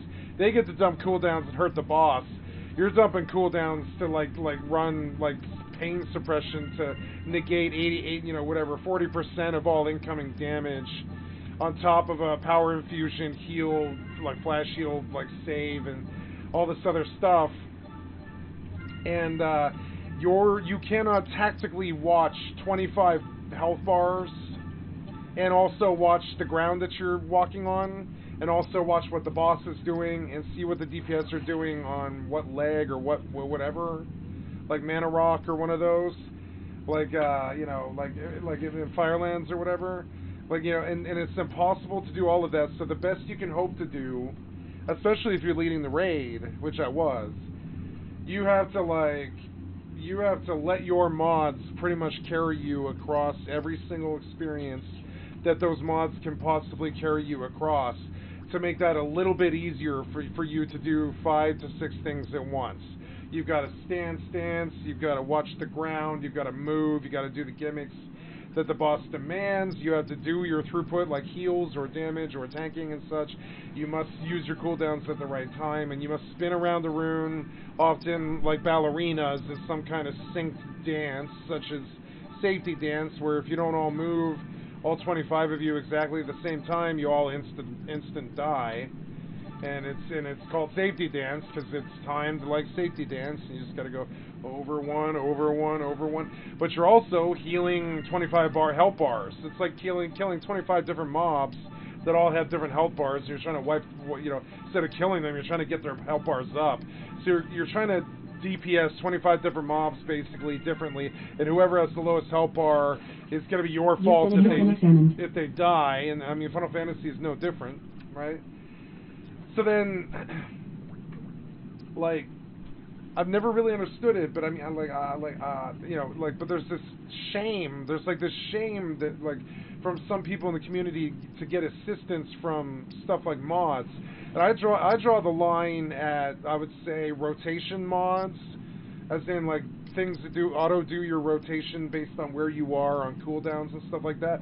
I think that's a player, that's turning the game into a player piano, and that's kind of that's like the ultimate raider's dream, just holding a button down and having it execute your rotation while you can actually watch the ground and watch the boss and watch the bars. My whole problem with raiding, why I don't think it's a fun mechanic anymore, unless you get 3,000 people on a boss, right? Then it's really fun. Big shard raiding with, like, you know, 3,000 people or something on a boss, that's amazing. I saw it in World of Warcraft towards the end there, right when Dragonflight hit, and that's the future, and we'll see more of that. You'll see it occasionally in, like, New World, or you know, occasionally on like holiday events on most MMOs. But I want a game where that's the entire game. You get together with 2,000 people and you wail on a boss together for like 45 minutes. Think Dauntless, or what would it be? It would be like Monster Hunter World. Think Dauntless or Monster Hunter World, except there's like 3,000 people on the boss, right? And sure, there's a focal tank, but I mean, like any other tank in the raid can pretty much like pull the hate if they want to tank that boss for a few hits or whatever. So other people kind of taunt when the tank's dying and stuff. And the bars are good enough where you can see that, but like, you know, it's getting simpler, and they're boiling it down better. But that's the future. That's where the MMO games are going. And so, you know, I look at this and I'm like, yeah, that's good rating when you have as many mods as you can get to cover your ass to help you pay attention to 5 or 10 things at once. If they were to ever fix the game where you didn't have to pay attention, okay, these days a DPS is considered to play a game of chess. It's like expected to play a game of chess while they dance around the battlefield trying to do their utmost best rotation to be the world's best DPS in whatever game they're playing. This is true of Final Fantasy even. It's true of Final Fantasy 11 even. And so that's how that works. You keep going. You try to minimize like how much you fail to having to deal with 5 or 6 things at once. And I've never thought that was actually very good gameplay. I've never thought raiding was very good gameplay in the respect that I feel like the shortcomings of the especially the engines of late are starting to end, and we can have like 3,000 person raids. I've seen them. I saw them this year. I saw them. And I was like, man, this is the most fun I've ever had in an MMO. I want to come back to this. I took pictures. I was like, this is a vacation that I want to come back to and live at. It's like going to Hawaii and deciding that you want to live there. When you go there, you're like, oh man, this is the most fun I've ever had in an MMORPG, and I want this again. And I hope they keep doing this. And I think it takes a giant cantankerous bastard like Activision Blizzard to even pull off something like that. I would say ESO or 14 or WoW. It's got to be one of those really big ones that's been established for like 5 or 10 years for them to make big, drastic changes to the community like that. But that is what is going to occur. That is what's going to happen. And so, like, this thing about assistance and all this, they're against that in the scene. But I mean, I'm coming from a place like Rust Zombies, like hardcore mode zombies, and I don't know what other games are like that kind of. But I would say there's a few. I would say like 7 Days to Die or Rust. You can run podcasts from it. You can grow pot farms in it. You can be like a ace jet pilot. You can be a submarine captain. You can be a shipmate. You can be a diver. You can be. I mean, there's so much in that game now, where there's so many plugins. Kind of like what's the word? Gary's Mod, right? It's the same game basically as Gary's Mod. That game got so deep where like now. I like in a game like that, I wouldn't want a rotation sheet because that's kind of like basically scripting a machine gun, you know. But I think like at that point, if the world is that engaging, kind of like Minecraft or Rust, you should be able to just use whatever mods you want, listen to whatever plugins, play whatever server with whatever mods you want. I'm for ultimate freedom with that. If you don't want to, I would say one thing that's nice about 76 is you can absolutely play 76 on a controller and use the VATS to replace your aiming. You don't have to aim on the controller if you don't on 76. If you don't want to, you can just spec into agility points and you know, and just run VATS all game and never even aim a shot, you know. And people don't like that. They think it's bad. It leads to bad practices in MMOs. But I think, I don't know. To me, MMOs go hand in hand with digital assistance from aids such as GPS, calculators, Notepad, all the files that's in Windows. You know, all those files that are in Windows that we use on the daily for stuff like business, like calendars, notepads, paint programs. Podcast stuff, links to videos, music, YouTube music streaming, Pandora streaming, like music app streaming, all that stuff. You can do all of that now, and these clients to support almost all of it. Even some of it can be DMCA, so you can even run it on stream. It's okay. And that's the future. So the Final Fantasy community is headed in the other direction, where they want you to earn that in real time, I think. And they don't want you getting assistance from anything at all. And I would be amiss if I didn't say to my Final Fantasy people here, assistance assistance is par for the course with MMOs. It's only going to get more. Like eventually, I don't think, like, if you want my true opinion about it, I don't think people like Ninja will be famous for being Ninja much longer. Because those guys, they're famous because they crank 90s because their aim is so good that they don't miss, right? They're super good at calculating where pixels are going to be. They have the eye for it. They know where the guy's head's going to be, and they squeeze the right pixel, and they kill that guy. They're super good at pixel aiming. And their game sense is, of course, like super good because all they do is that game all the time. They do one game all the time, like Fortnite. But where I'm going with this is I think in like less than 100 years' time, I bet we're plugged into Sword Art Online VR machines with tactile feedback and like like if we want like like entry level layman. What is it called? Treadmills and stuff like that connected to like Virtuous Omni, like VR setups and stuff. I think in 40 years that's going to be the future. I think that's where this is headed. And I think this thing about aiming will be this thing of the past. The stuff that like that the ninja is probably so proud of because it took him so long to learn and master and be the best in the world at or whatever. Just like me or anybody else trying to do something else and to be the best in the world, that will no longer be respected in like 50 years. Nobody will know what aim was in 50 years. I mean, they're gonna be like in a VR thing with a fake gun aiming it at zombies as they push the screen like Rust Zombies or whatever, and their aim is only as good as their hand-eye motor coordination on a laser device or whatever.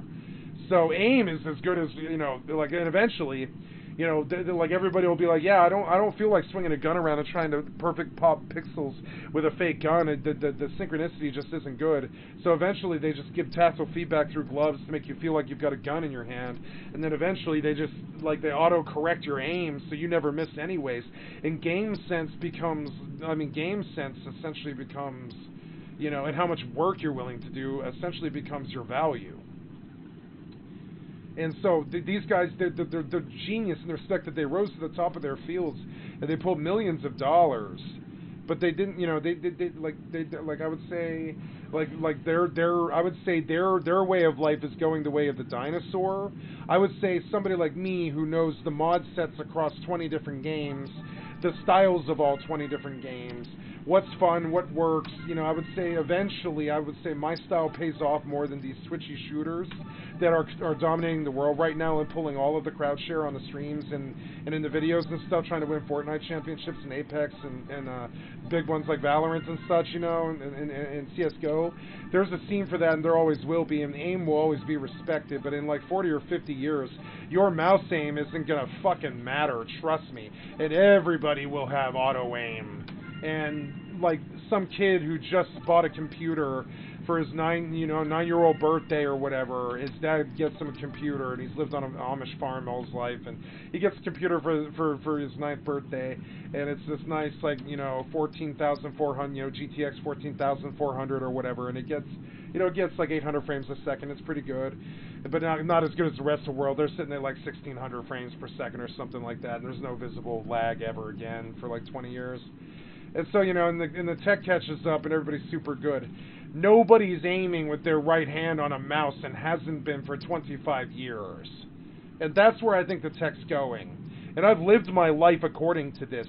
So I'm always trying to be on the edge, trying to play whatever game I think is best suited at the time to my sort of like gameplay and what appeals to me. And it has to have certain things in certain ways, and you need to be able to master certain things like turbo keys and such on your own level, on your own mouse, like to be able to play the client at an optimized level, at a really streamlined thing, where mainly your synchronicity with your character, like Neon Genesis Evangelion or such, like between the Avas and the third child, is always like basically like 95%. You never have to think about how you have to turn your head left to run out of the path of a spray of bullets. You don't have to think about how cumbersome that is on all of your hands and stuff, because you're getting such good assistance with your mouse and your keyboard at that point. It's just it's more about your game sense and your response times and stuff. And eventually, I suspect this thing about ESP and aimbot, that's going to be the norm. And I'm seeing it already. We see it in Fallout 76.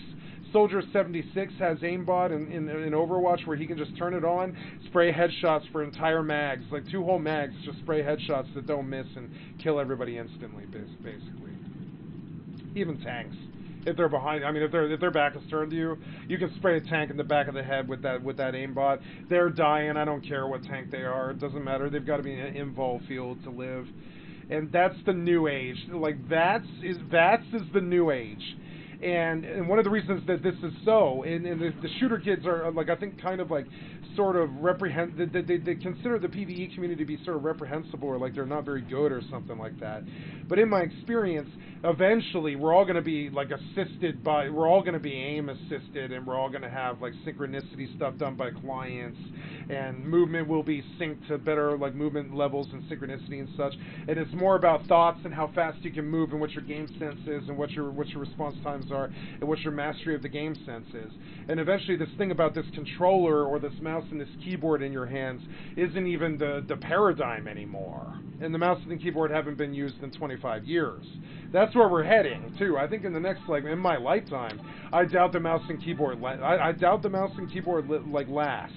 I would say another 30 years max before they find something way better.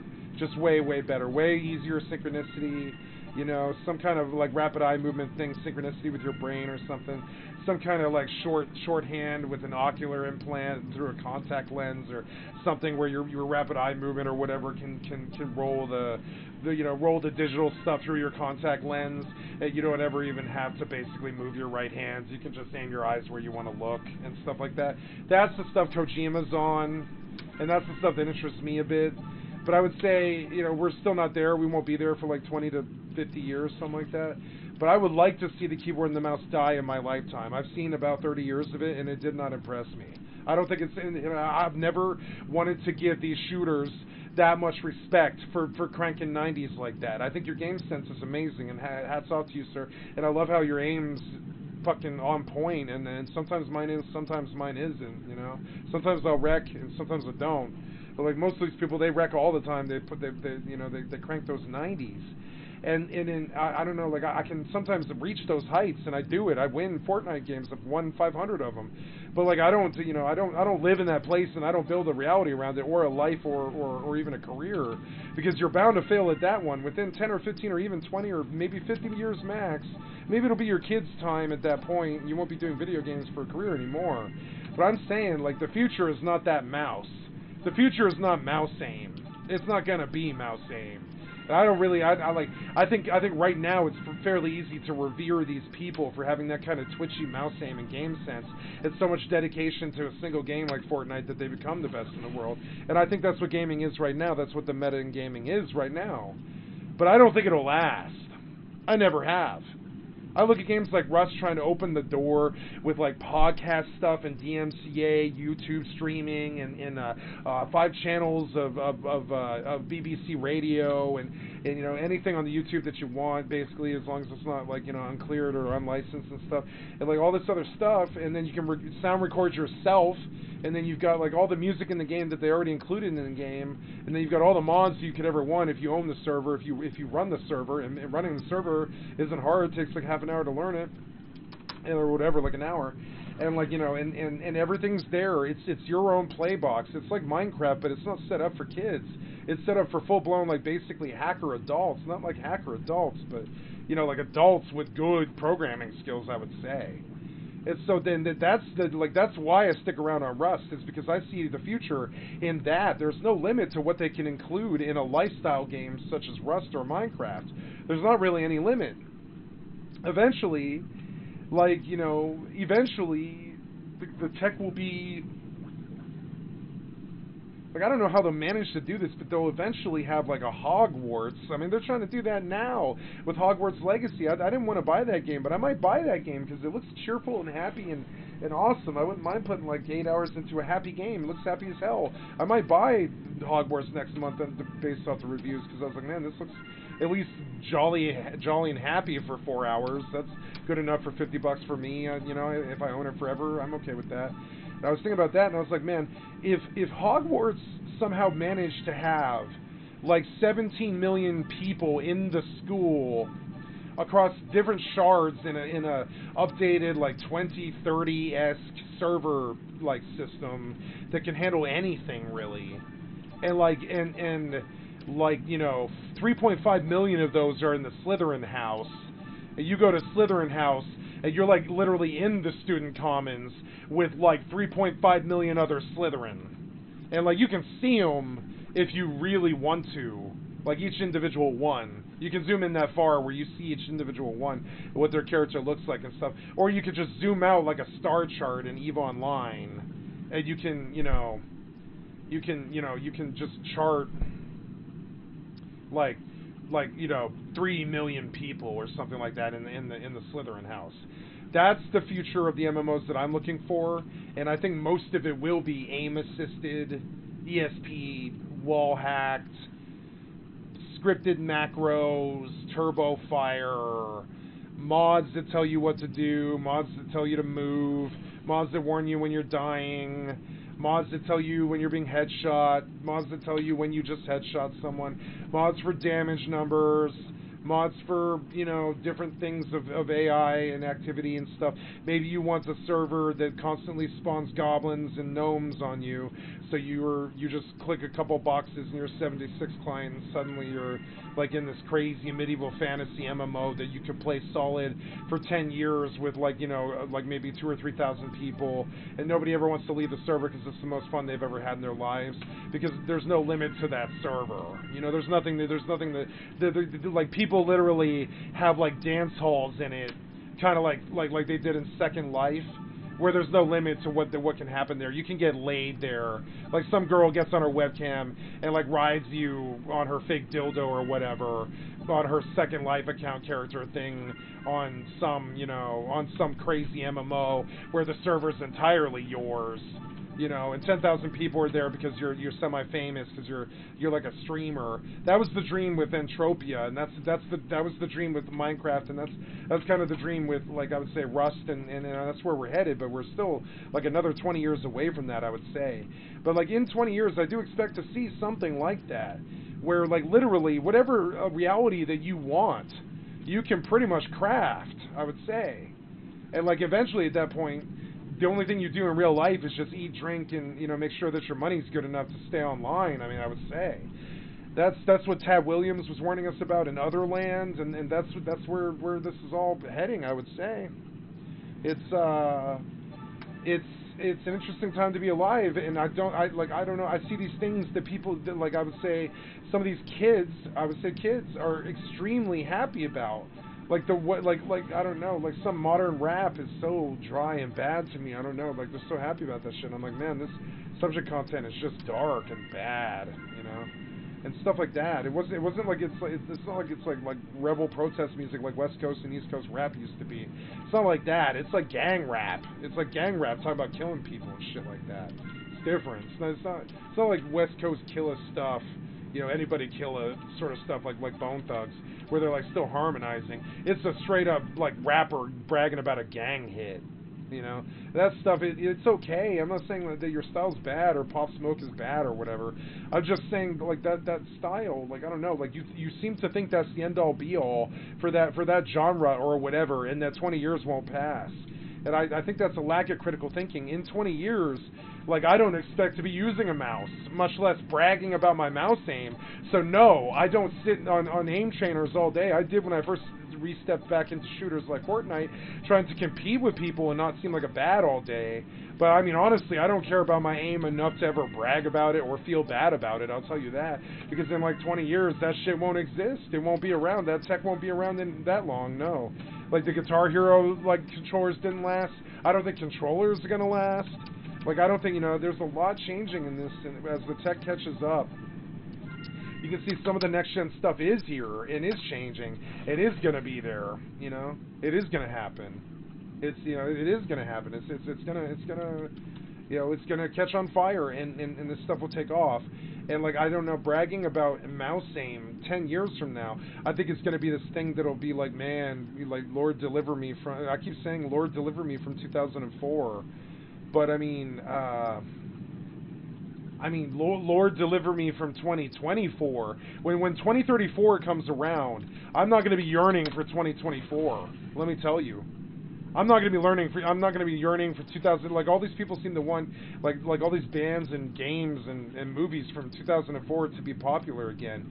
But I want brand new everything. I want brand new games. I'm off hunting for new games that just don't conform to the norm. Like, I saw an interesting one, Rust ripoff today, but it wasn't such a bad Rust ripoff. I thought I saw a promising game today that had all this terrible borrowed asset stuff that the crappy, you know, like, I would say Bitcoin games are guilty of, kind of, like Steam games. I don't know. I just don't, like, I don't know. I'm gonna let it go from there, but that's just where my mind's been at. Like, I don't know. Sometimes I'll lose these, like, bad fights on Rust or stuff, or Fortnite or whatever, where I just felt I could have done better. But I also think, like, oh, I don't think that will last much longer. I don't think the AIM game is very fair in the respect that some of us did spend 20 years playing MMOs like you know, World of Warcraft or FFXI. So no, we don't have 20 years playing Call of Duty, or at least not all of us. I know I don't. I had, like, you know, some years in 1.6, and I had some years in Fortnite, and some years in Overwatch, but and definitely some years in Half-Life. And I played a bunch of other shooters like Stalker and, you know, hard games, I would say. But I mean, very well too. I played them well. I beat them. But I would say, like, I did not spend 20 years on Call of Duty or anything like that. I spent 5 years on Battlefield, but I quit Battlefield. I was okay with leaving Battlefield. What did it become with all those helicopters and jet planes and shit? It was just not the game that I grew up on. So I was like, man, and my class doesn't matter anymore. It hasn't mattered for 10 years. It barely mattered in Bad Company 1, but it did matter, though. It did matter. You had to play your class. You had to sit recon. If you sat recon, you better not die, because, I mean, you got about 45 minutes to get 7 kills or something. You better not die. You actually better use your recon grenades to figure out where the enemy is and shit, and go haul ass to a belfry and sit in a belfry for like 35 minutes getting the 4 kills that you can get. Because if you fuck up on recon, their recon isn't fucked, and if their recon isn't fucked, you're dead. So I mean, you have to fuck their recon. That's how Battlefield used to be.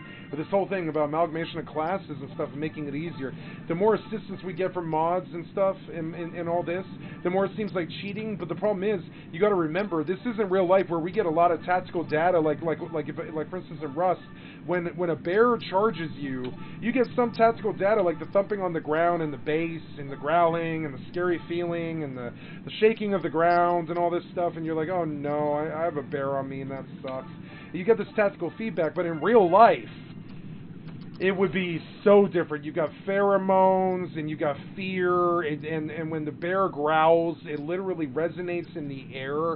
It rattles your chest. There's all this like tactical feedback that you can't get in a game that like these mods are trying to deliver to you. Like for instance, the one that I think cheats the most is something called GTFO. That means get the fuck out. It means you're standing in fire and you're being bad, and don't die in a fire or you're gonna wipe the raid, right? That's WoW Raider shit if you're up that high.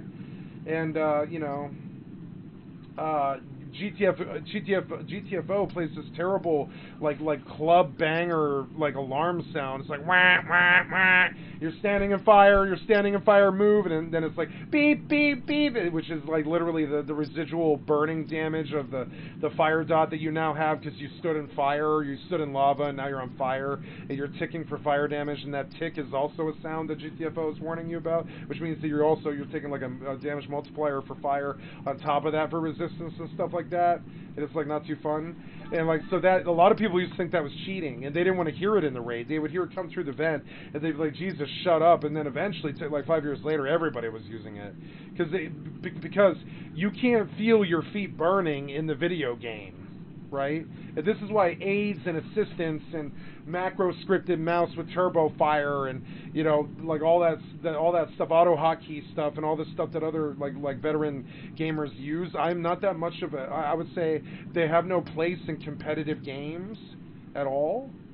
But I think there's definitely a place for them in gaming, because the stuff that they give you is tactical feedback that you would normally have in real life that you don't have in the game, because you're not there. You know, like for instance, smell. For instance, you could smell the bear. If the bear stank of river salmon, you might actually could, if he's like right around the corner in a cave or something, you might actually could smell that piece of shit. He probably smells like stank-ass fish and bear poop. You could probably smell him, right? The video game can't tell you what the bear smells like, so I'm thinking that maybe we need a mod in Rust that tells you what things smell like nearby. And I know that sounds crazy, But that's where I want this. I don't want you getting more towards arcadey stuff, like simplistic stuff, like Minecraft. I want streamlined versions of Rust that feel arcadey but still have very, very deep systems to them. And I want the tactical feedback given to me through damage numbers and mods that warn me when I'm standing in things, and stuff that lights my screen with different filters and stuff when stuff's going on, like weak auras and stuff. I want all that tactical feedback when that's happening, because I'm not in the game. I can't smell anything. I can't see anything, really. I'm third person, so I don't know what's behind me. You know, I'm first person, so I definitely don't know what's behind me. And all this stuff, when I know, well, like in real life, all I have to do is look back real quick like this, and, you know, suddenly I see that there's 5 zombies back there, you know. In the game, you have to, like, spin the mouse left and use your mouse look like this to look over your shoulder. You can't see what's in front of you, and that's just not how that is. In real life, you're like, okay, I know what's going on. Okay, none of this spinning the mouse around, looking back and running forward and shit, trying to dodge some headshot or something like that. Like in real life, you're like, oh, got it. It's over. Faster than I can say it, you know, it's like, well, got it, got the tactical info. That the video game can't do that. You know what I'm saying? The video game cannot do that. It cannot provide that kind of fast tactical input where you can make a decision on the fly, like how to avoid death and stuff. So a lot of the problems with video games right now is the jank, and the more that they streamline it all and try to get everybody involved and turn it into the everyman's like chess game where anybody can play of any age. You know, and anybody can play with any skill level, and it doesn't really matter, and nobody worries about aim anymore. It's more about how fast your reflexes are, and how intelligent you are, and how much you've done this, and how much you've learned about it, and how much tactical feedback you have, and what mods you're using, what plugins, and what add-ons, and what, you know, what radio you listen to, what meta you follow, and all this stuff, and then what crowds you're in, what their chat rooms are like, and all this other stuff, and you realize that you're playing this, like, crazy, multifaceted, utopian simulator with 15 different chat engines and like 5 different music mods, and you can play the guitar in this game, and you could take tips and sexual favors if you wanted to, and it's like all like that. It's all like that. That's reality that I want. We started off with Star Wars Galaxies. We built something with RuneScape and EverQuest. I'm sorry, no, we didn't start off with Galaxies, but we started off with like RuneScape and EverQuest and Vanguard and all them, Silk Road, etc. And then we had games like EverQuest, Final Fantasy XI, PSO, World of Warcraft, etc. Now we're a bit further along those lines, where now we kind of have like new worlds, which are kind of like old school RuneScapes with new school graphics, you know. And we have these interesting games, but I would say that, you know, it's still not far enough yet, where eventually I could see a remaster of Final Fantasy XI, where I hop in my Mog house. And I can literally, if I want to, because I own my own Final Fantasy XI server, I can fill that thing with NFTs that I created in my own MS Paint program and stick it in my Mog house. And I think this is what they wanted with 14, but they're still like 5 sequels away from, you know? Like Little Big Planet got kind of close to that. That sort of reality where no matter what, your little Big Planet's like home. You could adorn it with stickers. You could invite people in. You could turn it into a level. You could do anything you wanted to in that player housing, and it was genius. And there was no limit. You could have it be underwater. You could have it be in the sky. You could fall out of it. You could swim in it. You could put stickers all over it of bung holes that you could take. I mean, as long as you didn't put that on your PlayStation camera, you could have, and people did, take pictures of their bung holes and turn their bung hole into a base that they live in, where they walk in down that dark hole of that picture they took of their own bum hole, and turn that into a Little Big Planet base. And as long as they don't put that online, they're fine. You know, nobody cares. Sony doesn't care what you do as long as you don't take it online like that. And so, like, you know, and that's the reality. That's what I want now. I want some MMO where it just lets you make what you want. 76 got fairly close with the custom mode, and we're starting to see promise with this. Final Fantasy XI tried to do it with Moblin Maze Makers, and I still think, technically, that like Moblin Maze Makers is still maybe the coolest innovation. This is the weirdest shit. I believe this too. There's like 3 really crazy innovations that have happened in the last 20 years, I would say. There's like 4 really. There's the Diablo 3 RMAH, which is also an amalgamation of the EVE Online market, which was one of the other things, which is selling Plex and selling WoW coins. That's another really markedly amazing change, you know, buying boosts and selling, you know, buying WoW coins and Plex and such. That and skins and stuff, that was a big change. And then finally, we're finally able to start living like lifestyles out in these games in real time. And it took many years of practicing at it, and being RP and role-playing, but eventually they will arm us with a game that is as simple as your imagination can make it, or as complicated as it wants to make it. And you can own some Death Star on some some distant planet far away in some Star Wars reality where you have some war with Emperor Palpatine because you're Luke Skywalker or whatever, and you're playing Starfield or whatever, you know? And you can listen to Star Wars music in your Star Wars ship and fly your Star Wars ship throughout the galaxy and get in the same sort of battles that I would say like Rogue One would, or, you know, like Han Solo or whatever. You do the Kessel Run and all this, and you created the Star Wars universe, and you're crazy, you know, 20 years from now there's like, you know, Starfield 5, and Starfield 5 is basically just, you know, like Second Life mixed with Final Fantasy 11 mixed with, like, you know, New World and Star Wars and World of Warcraft. And it's all basically Star Citizen mixed with, you know, whatever, EVE Online and Final Fantasy 11 and stuff. And no matter where you go in that, whatever planet you go to, there's full-blown endless dungeons with endless AI difficulty and endless like procedural generation of crazy, like, you know, dungeons, kind of like Risk of Rain 2. And everything's procedurally generated, so it's never boring. And one level might be like you're plunging through a sandworm's butthole through like crazy dune like levels of sand and stuff in some desert level, trying to shoot a sandworm like Star Wars and stuff on some asteroid or whatever, some sandy asteroid or whatever. And then the next level, you're inside of a ball of ice, and there's exploding supernova in there, and you've got to drill a hole all the way out of the ice to get off the ice planet before the nova melts all the ice and kills you and shit like that. That's eventually where they want to go, you know. And that's what No Man's Sky wanted to be. That's what Star Citizen wanted to be. That's what Dual Universe wants to be. That's what EVE Online wants to be, and succeeded, I would say. EVE Online did succeed with all of that, I would say. You can pretty much visit, like, what I would say is the depth of a full-blown universe. It is so big. You could travel for the rest of your life. You could bookmark every single system in EVE Online, but it's going to take, like, 15 years just to visit each one once, right? And at that point, you know, sure, it's all procedurally generated. It doesn't really have any value because it's not really real unless you live there. It is there, though, you know. And so in 20 years, I don't expect Star Citizen people playing, you know, whatever, this new one, Starfield. I don't expect them to be worried about aiming. I think that's like literally, instead of holding down left trigger to ADS and moving your stick to aim at somebody, I'm feeling like left trigger is just full-blown kill the guy, you know? Why even do the synchronicity stuff? And if you want gunplay, gun-fu games, you can go play gun-fu games. But MMOs don't require you to, wouldn't, I would say, require you to aim like Ninja. You know, it's more about how much damage you do and how. So this whole thing, like, you know, like they consider this to be cheating. I look at this as basically, I would say, like a novice to average level of modding on an MMO that you played so much that you know everything there is to possibly know about it, and the only thing that you don't know is the brand new boss. That's it. So you used all your mods to get as far as you can on that boss, and you get that kill, and they pull it from you because you're cheating and stuff. But I look at that and I'm like, yeah, that's a pretty average modded experience, I would say.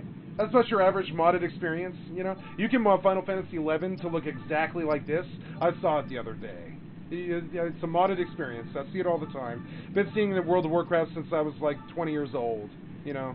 And I'm just saying, it's like what you guys think is cheating or like out of hand or isn't, you know, isn't copacetic or kosher or whatever. I feel way differently about that. I think aids and assistants are what definitely helps us bridge that gap between tactile feedback that we would have in real life and what is actually occurring on the screen. And that's all I have to say about this. Add-ons, get your head out of your ass. Add-ons make the game worse. And WoW, like combat add-ons make the game worse. The world first team, like so much shit, which I mean, yeah, they got caught zoom hacking, but like people don't understand that a zoom hack is that's not even like as deep as it goes. Like, you know, Yep. that's just the tip of the iceberg. It Like, is. This shit right here is way fucking worse. I think Like, it's people way think a worse too, zoom hack yeah. is like just auto cheat. Like if you use auto win. If you use a zoom hack, you just auto win, and that's not It is true at auto all. cheat. But like, holy fuck, man! Like this stuff, Jesus Christ, holy fuck. Yeah, this is insane. I mean, but the thing is, guys, like, I know this looks really bad, and it is really bad, but the thing is like, according to Square Enix... Well, it says here, add-ons will be used no matter what. Clear example with the Final Fantasy World First. Bro, just because people are going to use them doesn't mean that, like, Blizzard should let people do it in WoW. Of course, bro, like, people are going to bot. That doesn't mean botting is okay in the game. People are going to, like, say... the N-word. That doesn't mean saying it is okay in game. People are going to buy gold. That doesn't mean RMT is okay. Like, what do you mean? Like, just because people are going to do something, you should allow it? No, it doesn't make any sense. Like, it makes sense in some circumstances, sure, but this just isn't one of them.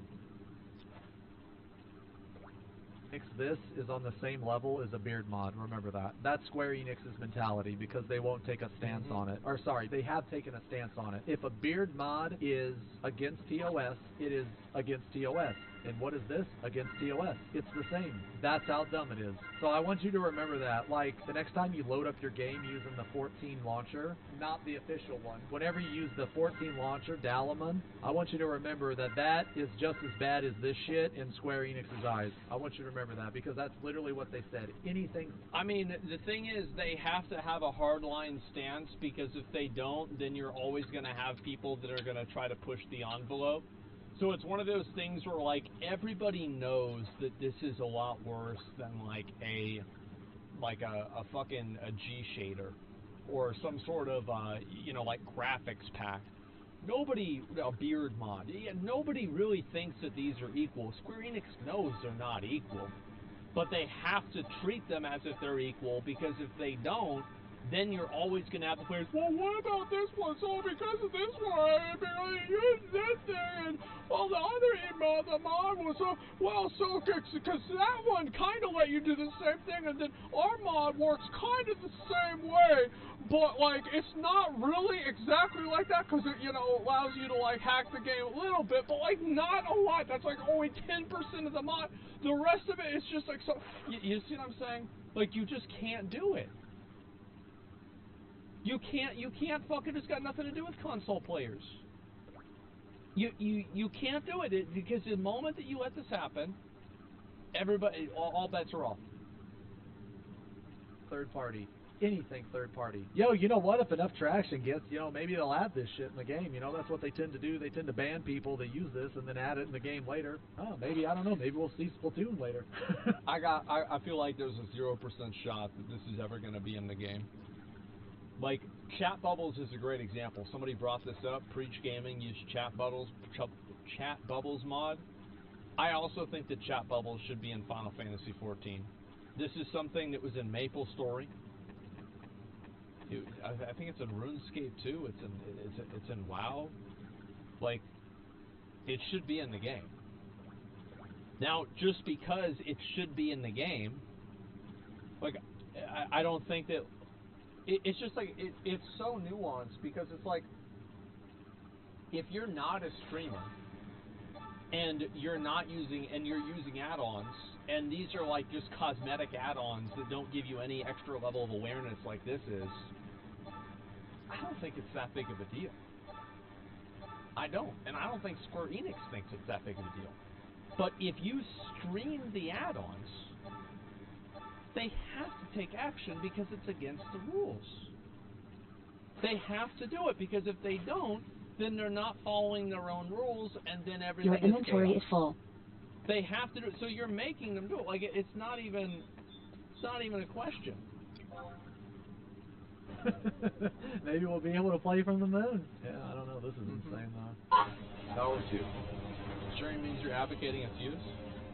Well, it means that it's okay. Oh, I see. This is the recommended rotation. Okay. Because, like, you can logically assume that, like, I think people that are doing something on stream, you can assume that what they are doing on stream is not against the rules of the game. Like, that somebody is not, like, going live and cheating, unless Clara, you know, downloaded aimbot onto their PC while they weren't playing. This is an assumption that a lot of people could come to. I think that's fair. Okay. They can't, yeah. He has to be, yeah. It's just realistically they can't do that. This is a Dark Knight, I'm pretty sure. Yeah, it's a Dark Knight. I'm just looking at the ability. Tether port. Your inventory is full. Dude, look how far he's zoomed out, man. Holy shit. It's like at this point you're not even really playing the game.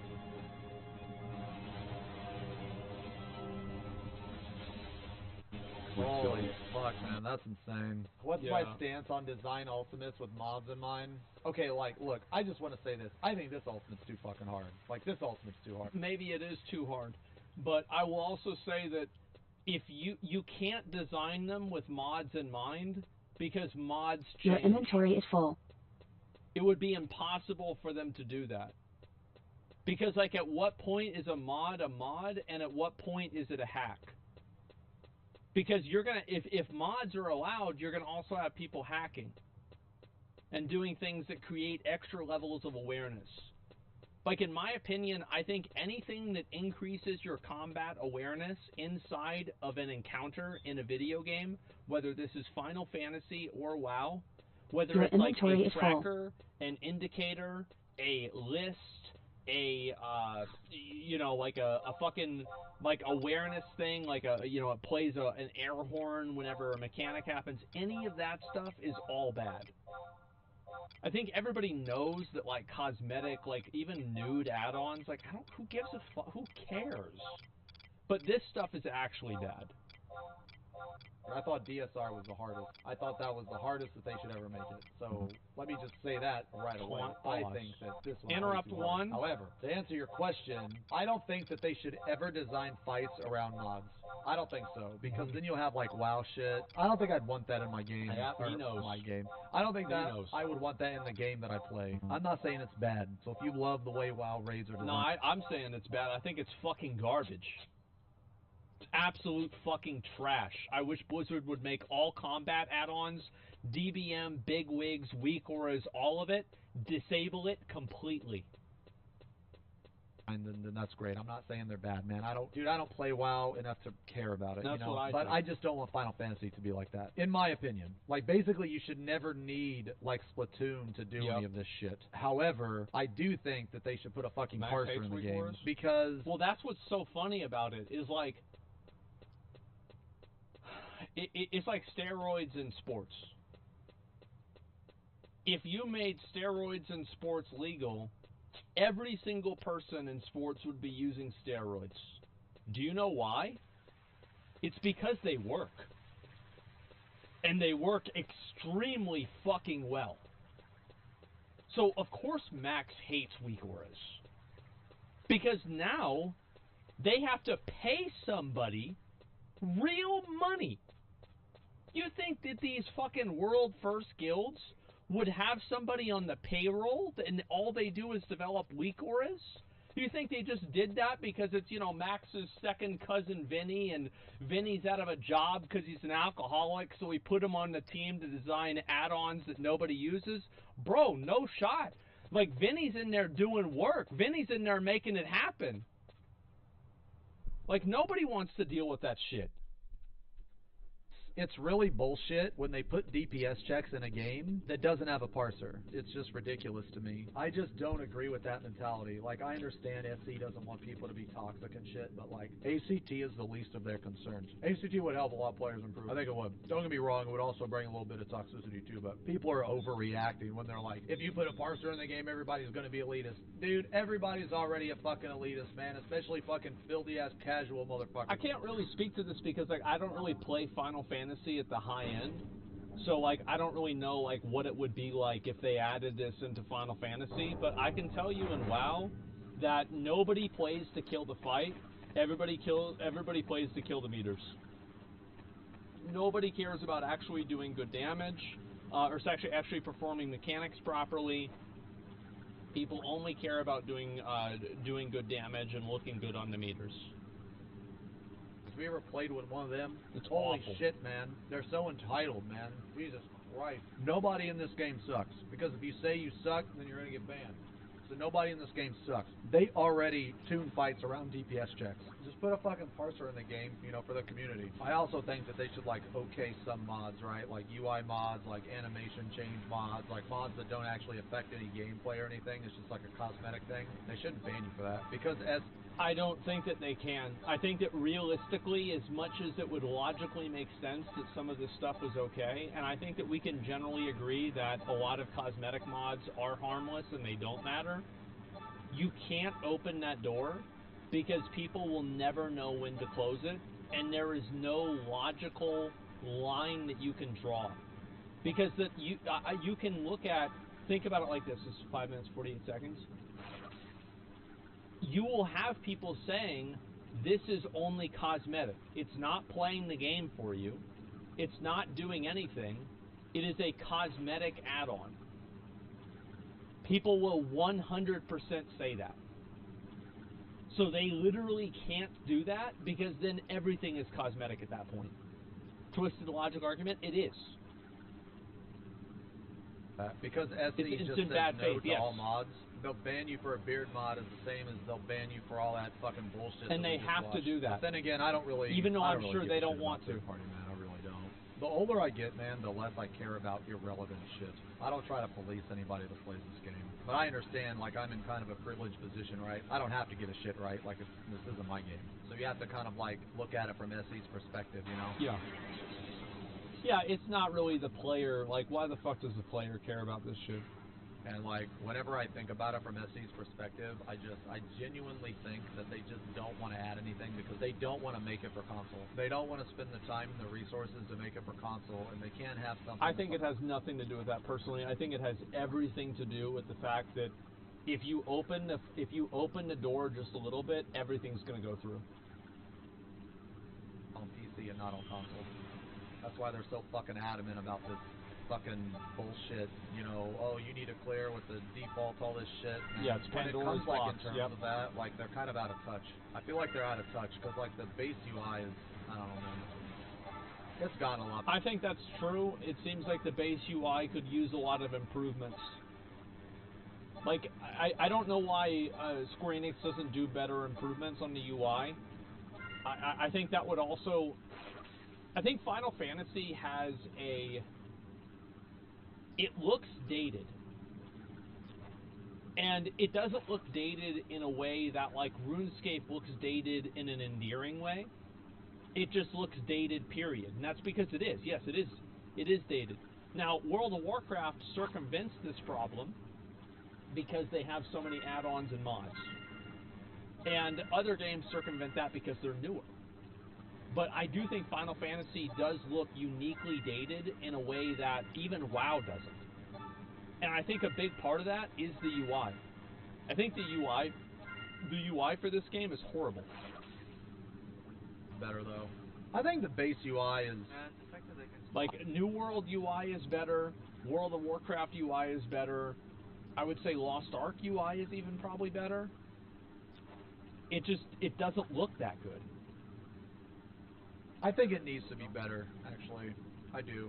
It's okay. I don't think it's bad, but there's, like, a lot of little stuff that I wish you could do. Like, there's a lot of little stuff. Like, I'll give you an example, right? Like, so, if you look on my buff bar, okay? Like, all of my buffs, so, like, my Storm's Eye, my Inner Release, I want to make those buffs bigger than the other buffs. Like, basically, I want to be able to very easily tell... And, like, this is a logical thing that would improve his experience.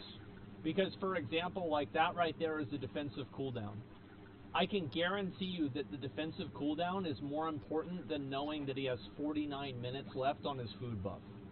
Or that he has his tank stance on, for example.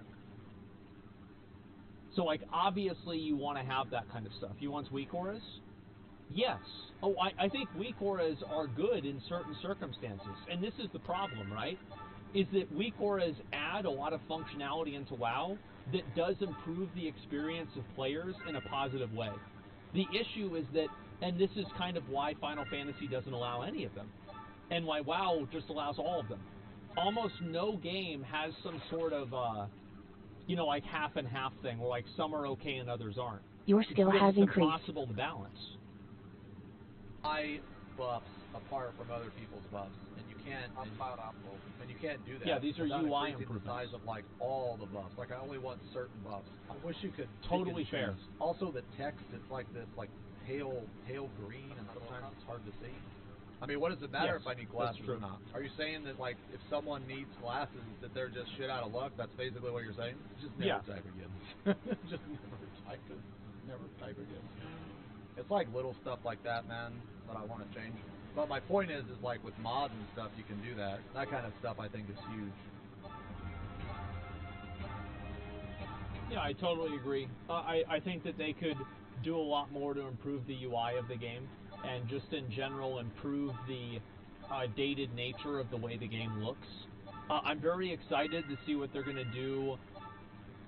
I think it's in 7.0 where they're going to be doing a lot of updates to like the UI and also to the what do you really call it? To like the graphics of the game, like the fidelity. So yeah, if they can do that and like actually make the game look as good as, I mean, it doesn't have to look as good as Final Fantasy 16, right? It doesn't have to look that good. But I do think that Final Fantasy looks uniquely dated. Graphics engine, etc. Yeah, I would love to see it improved. Final Fantasy 16 uses the same engine. They can change the graphics to 14. Well, I'm not. Look, all I'm saying is that I think that it would look great if they did that. I have no idea. MMOs are not graphically impressive by default. Yeah, but I'm not comparing Final Fantasy 14 to something like, I literally explicitly did not compare it to something like Final Fantasy 16. I'm comparing it to other MMOs. Guaranteed there'll be a graphics update? Yeah, I really hope that happens. We'll see what it is, or when that's going to be, but I have no idea. Hopefully it does happen. Obviously it's disappointing to see people cheating, but guys, it's just really no surprise, especially now that the Final Fantasy Race to World First has gotten really popular. And because it's gotten so popular, you're going to have people that feel like they're compelled to cheat because there's more notoriety involved with it, and there's more abilities. People can get more out of cheating. It's just that simple. If you put a reward behind something, you are going to, you know, incentivize people to cheat.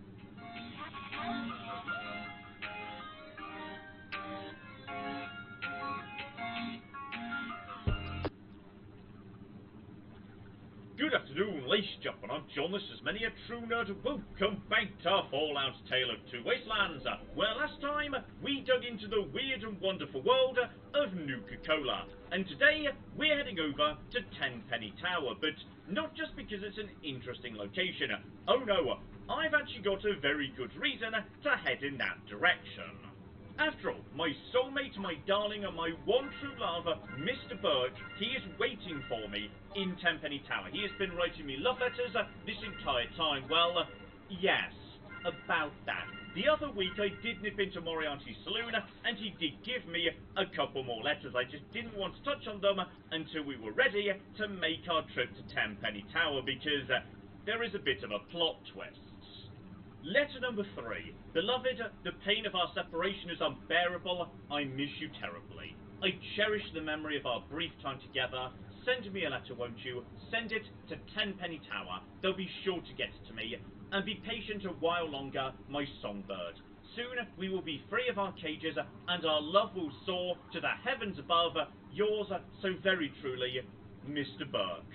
So the man is still very, very much in love with me, and yes, indeed, it is very clear he is waiting for me at Tenpenny Tower, though, yes, as I say, if you just wait a few more days in game, though, obviously, I disappeared for about 3 years, so the two letters came together, yes, indeed. By letter number 4, something's changed.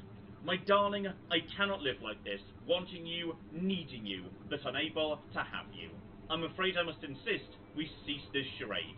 I beg your forgiveness. I'm sorry to have made you wait in that hellhole for so long, waiting for the summons to my side that never came. Fly free, my loved bird, fly up and out of that filth. I wish I could have you, and the thought of another man getting to have you breaks my heart. But I'd rather you were set free than waiting eternally for me.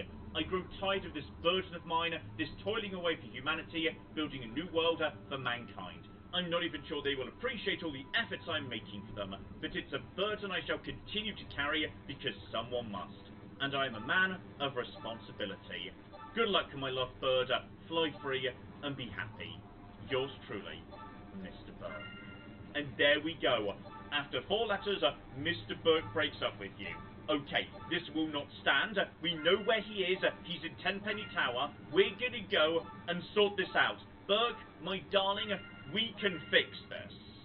Before we do, though, fun fact. The reason we need Colin Moriarty in this game, aside from, yes, the very Your first skill has mission in the increased. game, given he can tell you about Galaxy News Radio, is basically to be a postman. He's the one who gets the letters from Mr. Burke. But yes, indeed, now Mr. Burke has sent me every letter he's going to send to me, we don't actually need Colin Moriarty anymore.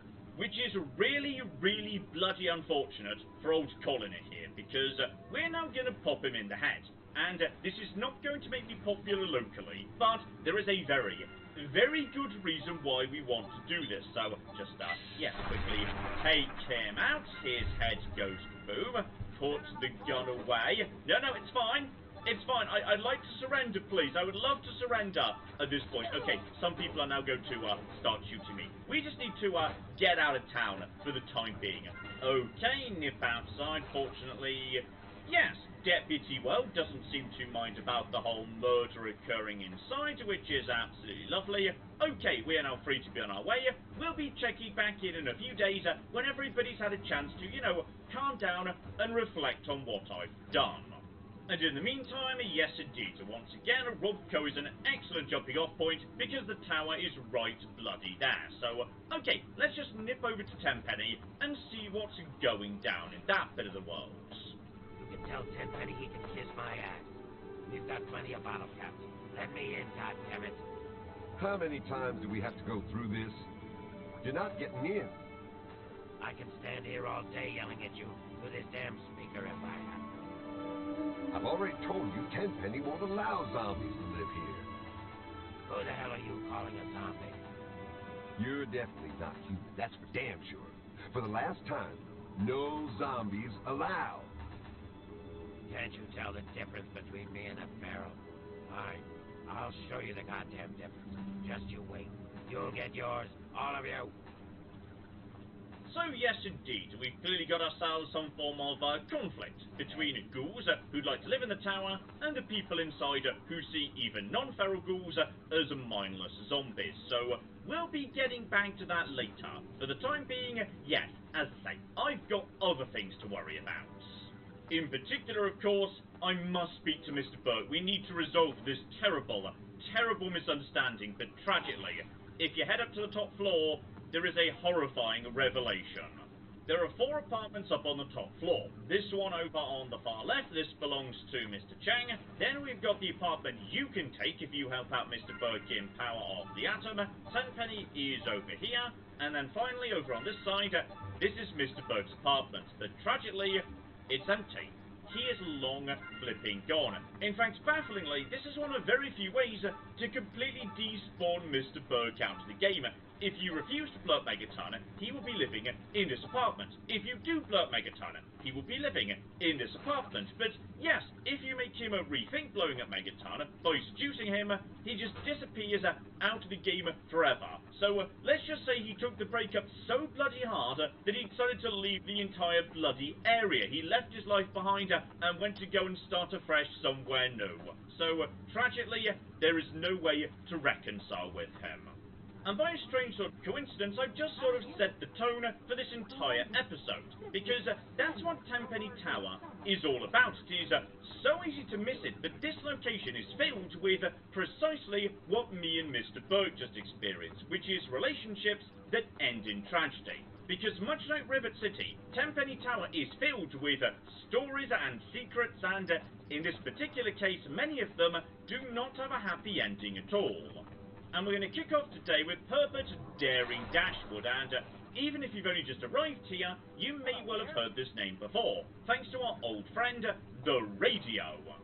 You're listening to the adventures of me, Herbert Daring Dashwood, and my stalwart ghoul manservant, Argyle. There we go, right there. The radio play on Galaxy News Radio is written and performed by Herbert Daring Dashwood. And I find the radio play very interesting indeed, because it is this guy telling the story of his own life in the form of a very brief, very light-hearted radio play. Which does, of course, for me, rather raise the question, how much of the radio play is actually true? But okay, let's get you caught up, just in case you're one of these people who just doesn't like the radio being on, or just, ignores it, for the most part. So you've never really taken note of the radio play. This is a 4-part radio drama that is broadcast at random on Galaxy News Radio. So it's super easy to just not catch one part or miss some of it. I'm not going to play all of it right now, because they are a bit long. We'd just be sitting here for like 10 minutes.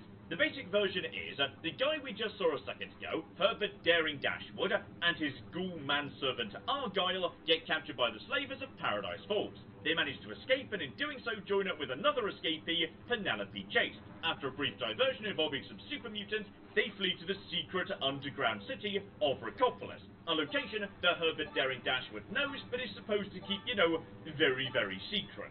As soon as they arrive, Penelope Chase reveals she is in fact the leader of Paradise Falls, the Black Widow, and they've led the slavers right to the secret city. Argyle kills her, and as the slavers arrive, they start sprinting underground. The final broadcast ending on a literal cliffhanger, as Herbert Daring Dashwood is suspended over a cliff. What actually happened to Recopolis, the slavers, Argyle, how the story ends, is not covered in the radio play. There are only 4 parts, and it never gets a proper ending. So let's check in with Mr. Dashwood and see if we can start piecing the full story together. Haven't you ever heard the radio play? The Adventures of Herbert Daring Dashwood? That guy at the radio station put it together a few years ago. He did it in the style of those shows they had before the war. Came out pretty well. And it's all true. Rockopolis, Miss Chase, all of it. Okay, so Dashwood claims the story is completely true, though, yes indeed, buddy. Let's talk about Argyle, because I can't help but notice he's not here right now. Argyle was my manservant. But that's really just a fancy word for the guy who saves my sorry skin on a regular occasion. He was a ghoul, you see. Been around since before the war. We met when I stole his girlfriend back in '41. We've been best friends ever since.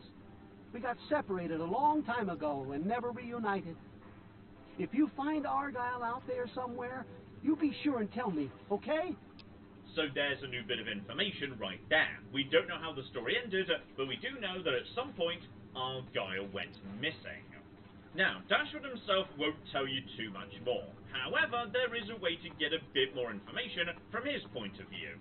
Just nip upstairs to the suites, and the first suite on the right belongs to Dashwood himself. And in here, he keeps a diary on his terminal, separating his entries into people, places, and local pets. So, start with Argyle himself. Best manservant a guy can ask for, tough, loyal, and a hell of a good friend, though apparently did smell like a bag of rotten meat, though rather rude to point out, I'd say. Last time I saw Argyle was in Recopolis. Decades ago. I know he's still out there, somewhere. So there we go. We knew he disappeared, but the terminal confirms that, yes, the missing part of the radio play, that was where Argyle went missing, in the chaos after the slavers attacked Recopolis. We now know that that was the same moment Argyle went missing, which might, in theory, also be the reason there is no episode 5 to the radio play. It's possible Dashwood refused to record that episode because that was the episode Argyle went missing. It was a moment of personal tragedy for Dashwood, and also, given what he was saying below, he refuses to accept that Argyle actually died there. He just says he went missing. So maybe he didn't write a 5th episode because he didn't know what happened to Argyle in the end. The entry on King Crag, meanwhile, yes, fleshes out Recopolis a little bit. So, King Crag, leader of Recopolis, offered Argyle and Dashwood shelter back in the summer of '48. Unfortunately, there was a small incident with his daughter, and we were exiled. We sought shelter again a couple of years later, but Craggy didn't take too kindly to us luring the slavers into his hidden underground city. That was the last time I ever saw Argyle, right after he saved my hide for the 100th time. So, again, confirmation, the events of Recopolis did really occur, but we can also start to put together a timeline here. As they first went into Recopolis in 48, and then it was a couple of years later that the slaver incident occurs, that puts that occurring in 2250. Fallout 3, meanwhile, takes place in 2277. I'm aware my Pip-Boy does say 81. That is because, don't forget, I did take a 3-and-a-bit-year excursion to New Vegas. So, the Pip-Boy is basically running on New Vegas time. The notes on the slaver leadership also back the idea that, yes, this event must have occurred at approximately 2250. Because if we go to Harmon Jurley, right over here, slaver leader and psychotic cannibal, circa 2250. Obviously, put 2 and 2 together, the only reason a psychotic cannibal became a leader of the slavers is because, yes indeed, they killed the last one, Penelope Chase, the Black Widow. Although based on the entry for Paradise Falls, it's not impossible that maybe by accident Dashwood did do the Wasteland a bit of a favour, given, yes, he does confirm that under Harmon Jurley's leadership, the raiders were more disorganised, though that was probably not much solace to the slaves who apparently were eaten if they couldn't be sold.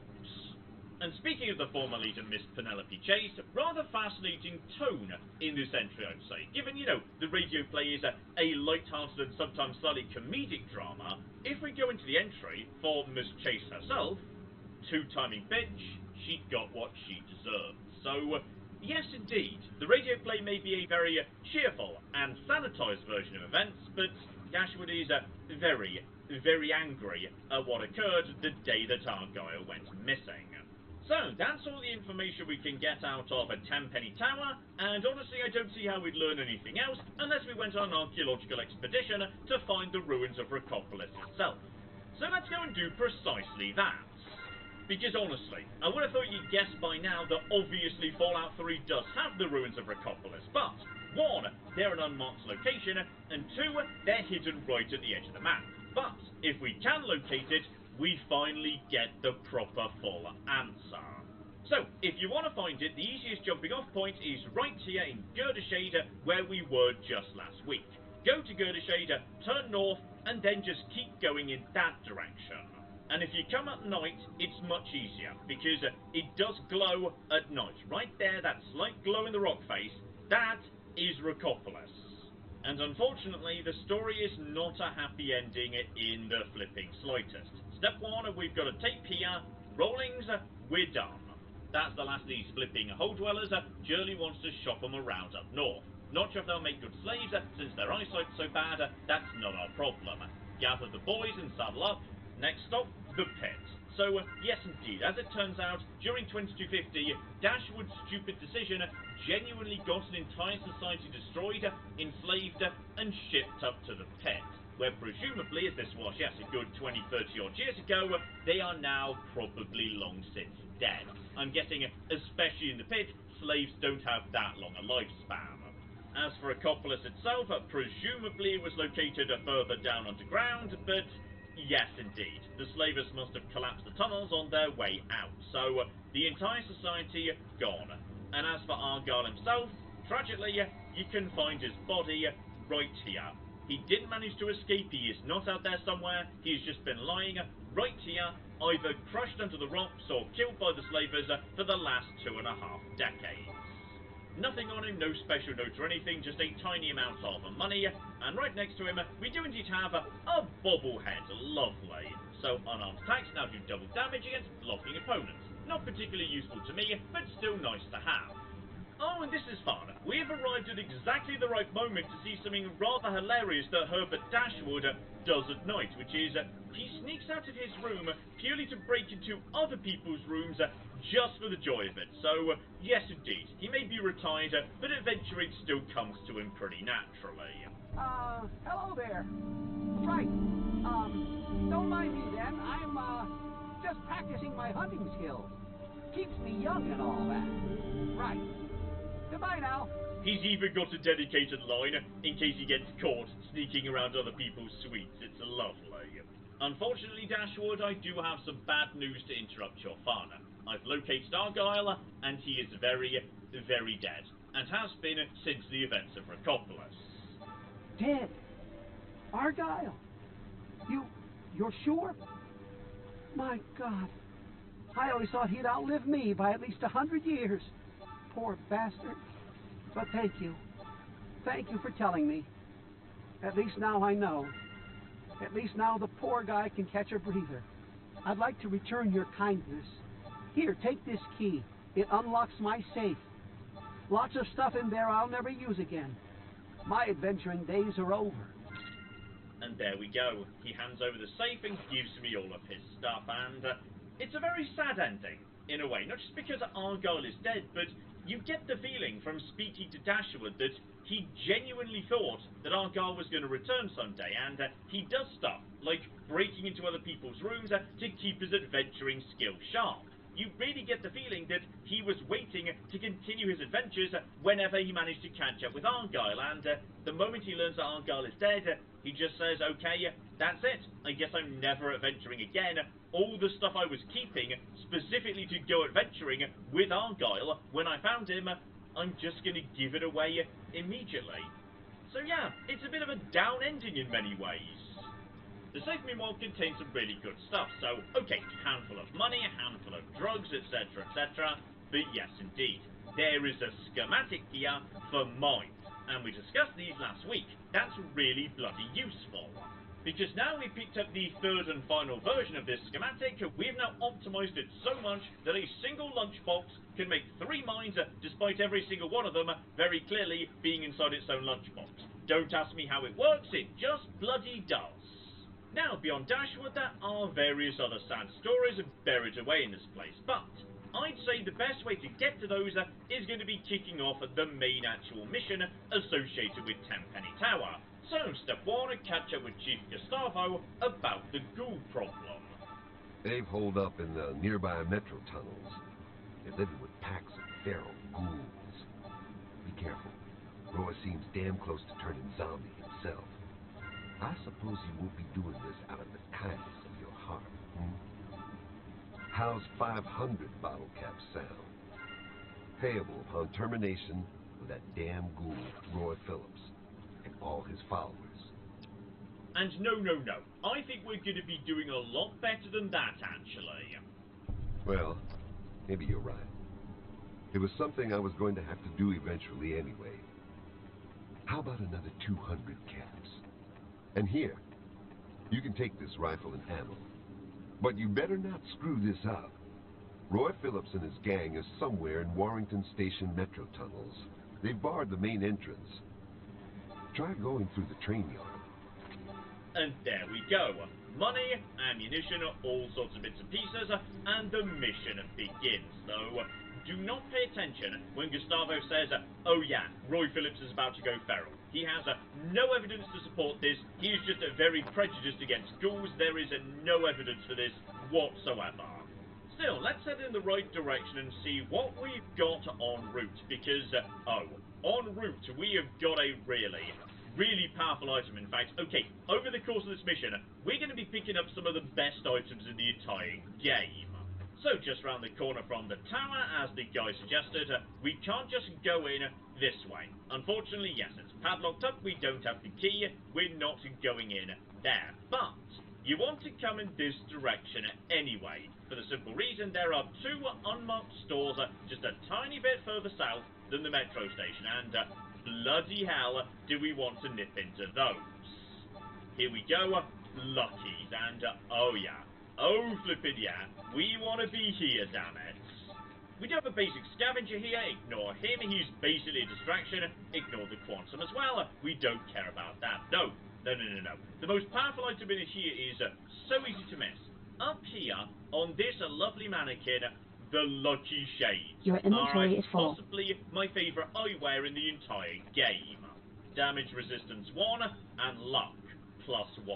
Okay. Anything that adds to your crit chance is worth gathering, especially as that finally caps out my luck at 10. Beautiful.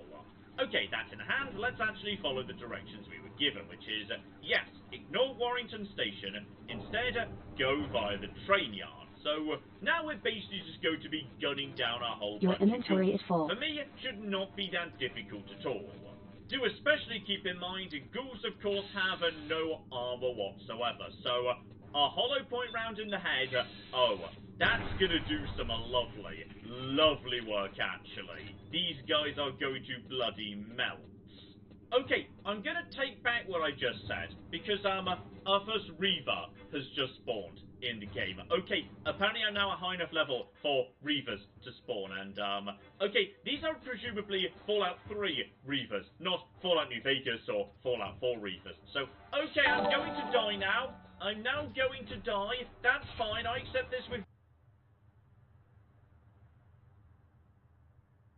Thank you so much for the follow. I hope you enjoy the content and stuff. I'm just fishing. It's kind of a slow night. I recorded all day today, so I'm like brain dead, and I'm only a few minutes from bed here. But thank you so much for the follow. I appreciate it. You'll see a lot of content on this stream and stuff.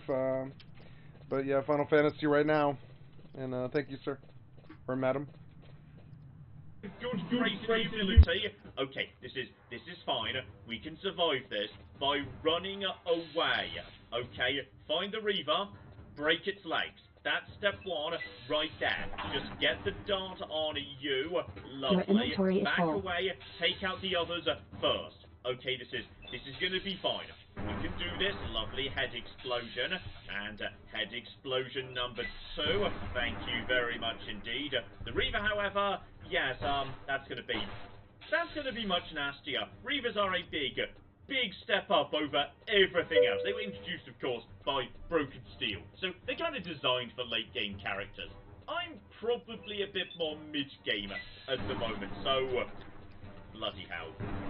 They just do nothing. Okay, back away. These guys really... Okay, I should definitely have jumped there, like, faster. But I should be able to use the geometry to my advantage. This should be fine. Never mind, he used his, yes, ghoul grenade. Those do hurt. Right, just stay down, stay out of trouble, sneak inside the tunnels, and kind of just live in a hope that there aren't Reavers inside the tunnels too. Because if there are, I could be in a bit of trouble actually. Oh, you see, now that's better. Your inventory just is full. basics, that's much nicer to deal with. You there. Put your weapons away. Come over here. No funny business, unless you want to get shot. Don't worry, Michael, one step ahead of you, no problem whatsoever. I want to have a nice chat. Though while we're speaking to Michael, you can't really get much out of him, to be honest, but just one slight hint in his dialogue does suggest, yes, something rather interesting about this guy. I wasn't always like this. I was a goddamn scientist. We were doing great things. Amazing things. Sure, sacrifices were required. Some people got hurt, but we were making real progress. But then those goddamn bombs dropped. Karma's a real bitch. You'd be wise to remember that. So, he's been turned into a ghoul, and he considers this in some way, yes, an act of karma. And he was a scientist who was working on great things in which people got hurt and sacrifices were made pre-war. Now, I can't prove anything. Okay, guys, thank you so much for the follow, my friends, and I hate to bail on you here, but it has been a very long day for me. I did record 12 hours of Rust today, Rust Zombies, and I have like a 11-hour day tomorrow as well. I've been in a recording phase since Thursday, the 3rd or whatever it was, 4th. Something like that, and I've got a few more days of this, and some of it was kind of private in nature, and I didn't wish interruptions and stuff, but sooner or later here in the next day or two, I will begin to stream all day long, did these 11-hour Rust Zombie sessions, because I do have I got 6 different bases now. Got 6 different bases, so even with a stream sniper, it would be fairly impossible to actually dislodge me from the server. They would have to know where every base is, and I suppose, and they would have to grind for, I would say, like 200 hours to even begin to take one of them. So I would say, you know, I'm fairly in a safe position to actually blow my security there, in terms of what server I'm on and what work I've done. And so I don't believe I will do so tomorrow, unfortunately. But the day after, I believe, should be good. There's only a few more steps to do before the security is where it should be. And I will be getting on tomorrow, later tonight. I'm sorry, not later tonight, but later later today, excuse me. It is 2:30 in the morning for me right now. I got to go to bed. But I will be on tomorrow night, I believe, somewhere around, I want to say, like 11 p.m. PST. And I will do some more Final Fantasy 11 fishing for probably like 2 or 3 hours. It'll be like that for 1 or 2 more days, and then my recording schedule will begin to change as I'm able to play other games than Rust and stuff. But I've been able to clock like 50 hours this wiper. I don't even know what I've done this week. Let's go see. It was a lot. Like just this week, I played, oh god, I don't even know. I don't know. Last played yesterday. I don't know how much I've done done this week, but it's a lot. But yeah, been playing a lot. I don't know how much I've played this week or whatever, but it's been a lot. So yeah, so you know, and so I hope to one day, or not one day, but I did do a bit of recording last month where I did kind of like put my bass on blast. And I'd be okay with taking some offlines and stuff now at this point. I mean, for one thing, I don't think they can. I'm at this point now where I don't believe they actually can. They would have to sit and grind sulfur all day, and even then,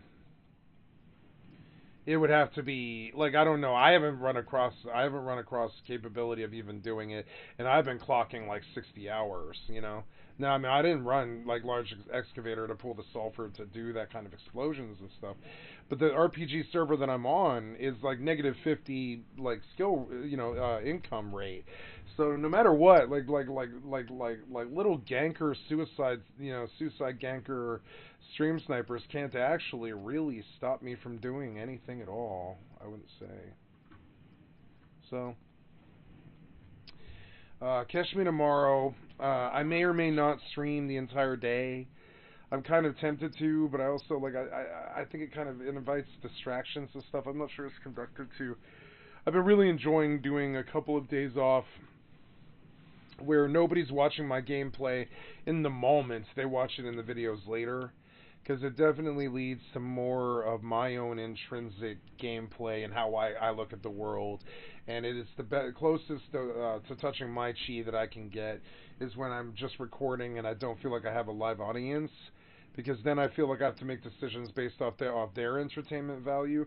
But when nobody's really watching, I can do it off my entertainment value and what I think is important. And like, for instance, today I spent 35 minutes hunting for a mini heli that I landed in the dark.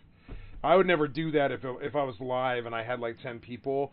I would never subject them to watching me hunt for a mini heli in the dark for like, I don't know, whatever it was. It was like 15 minutes, right?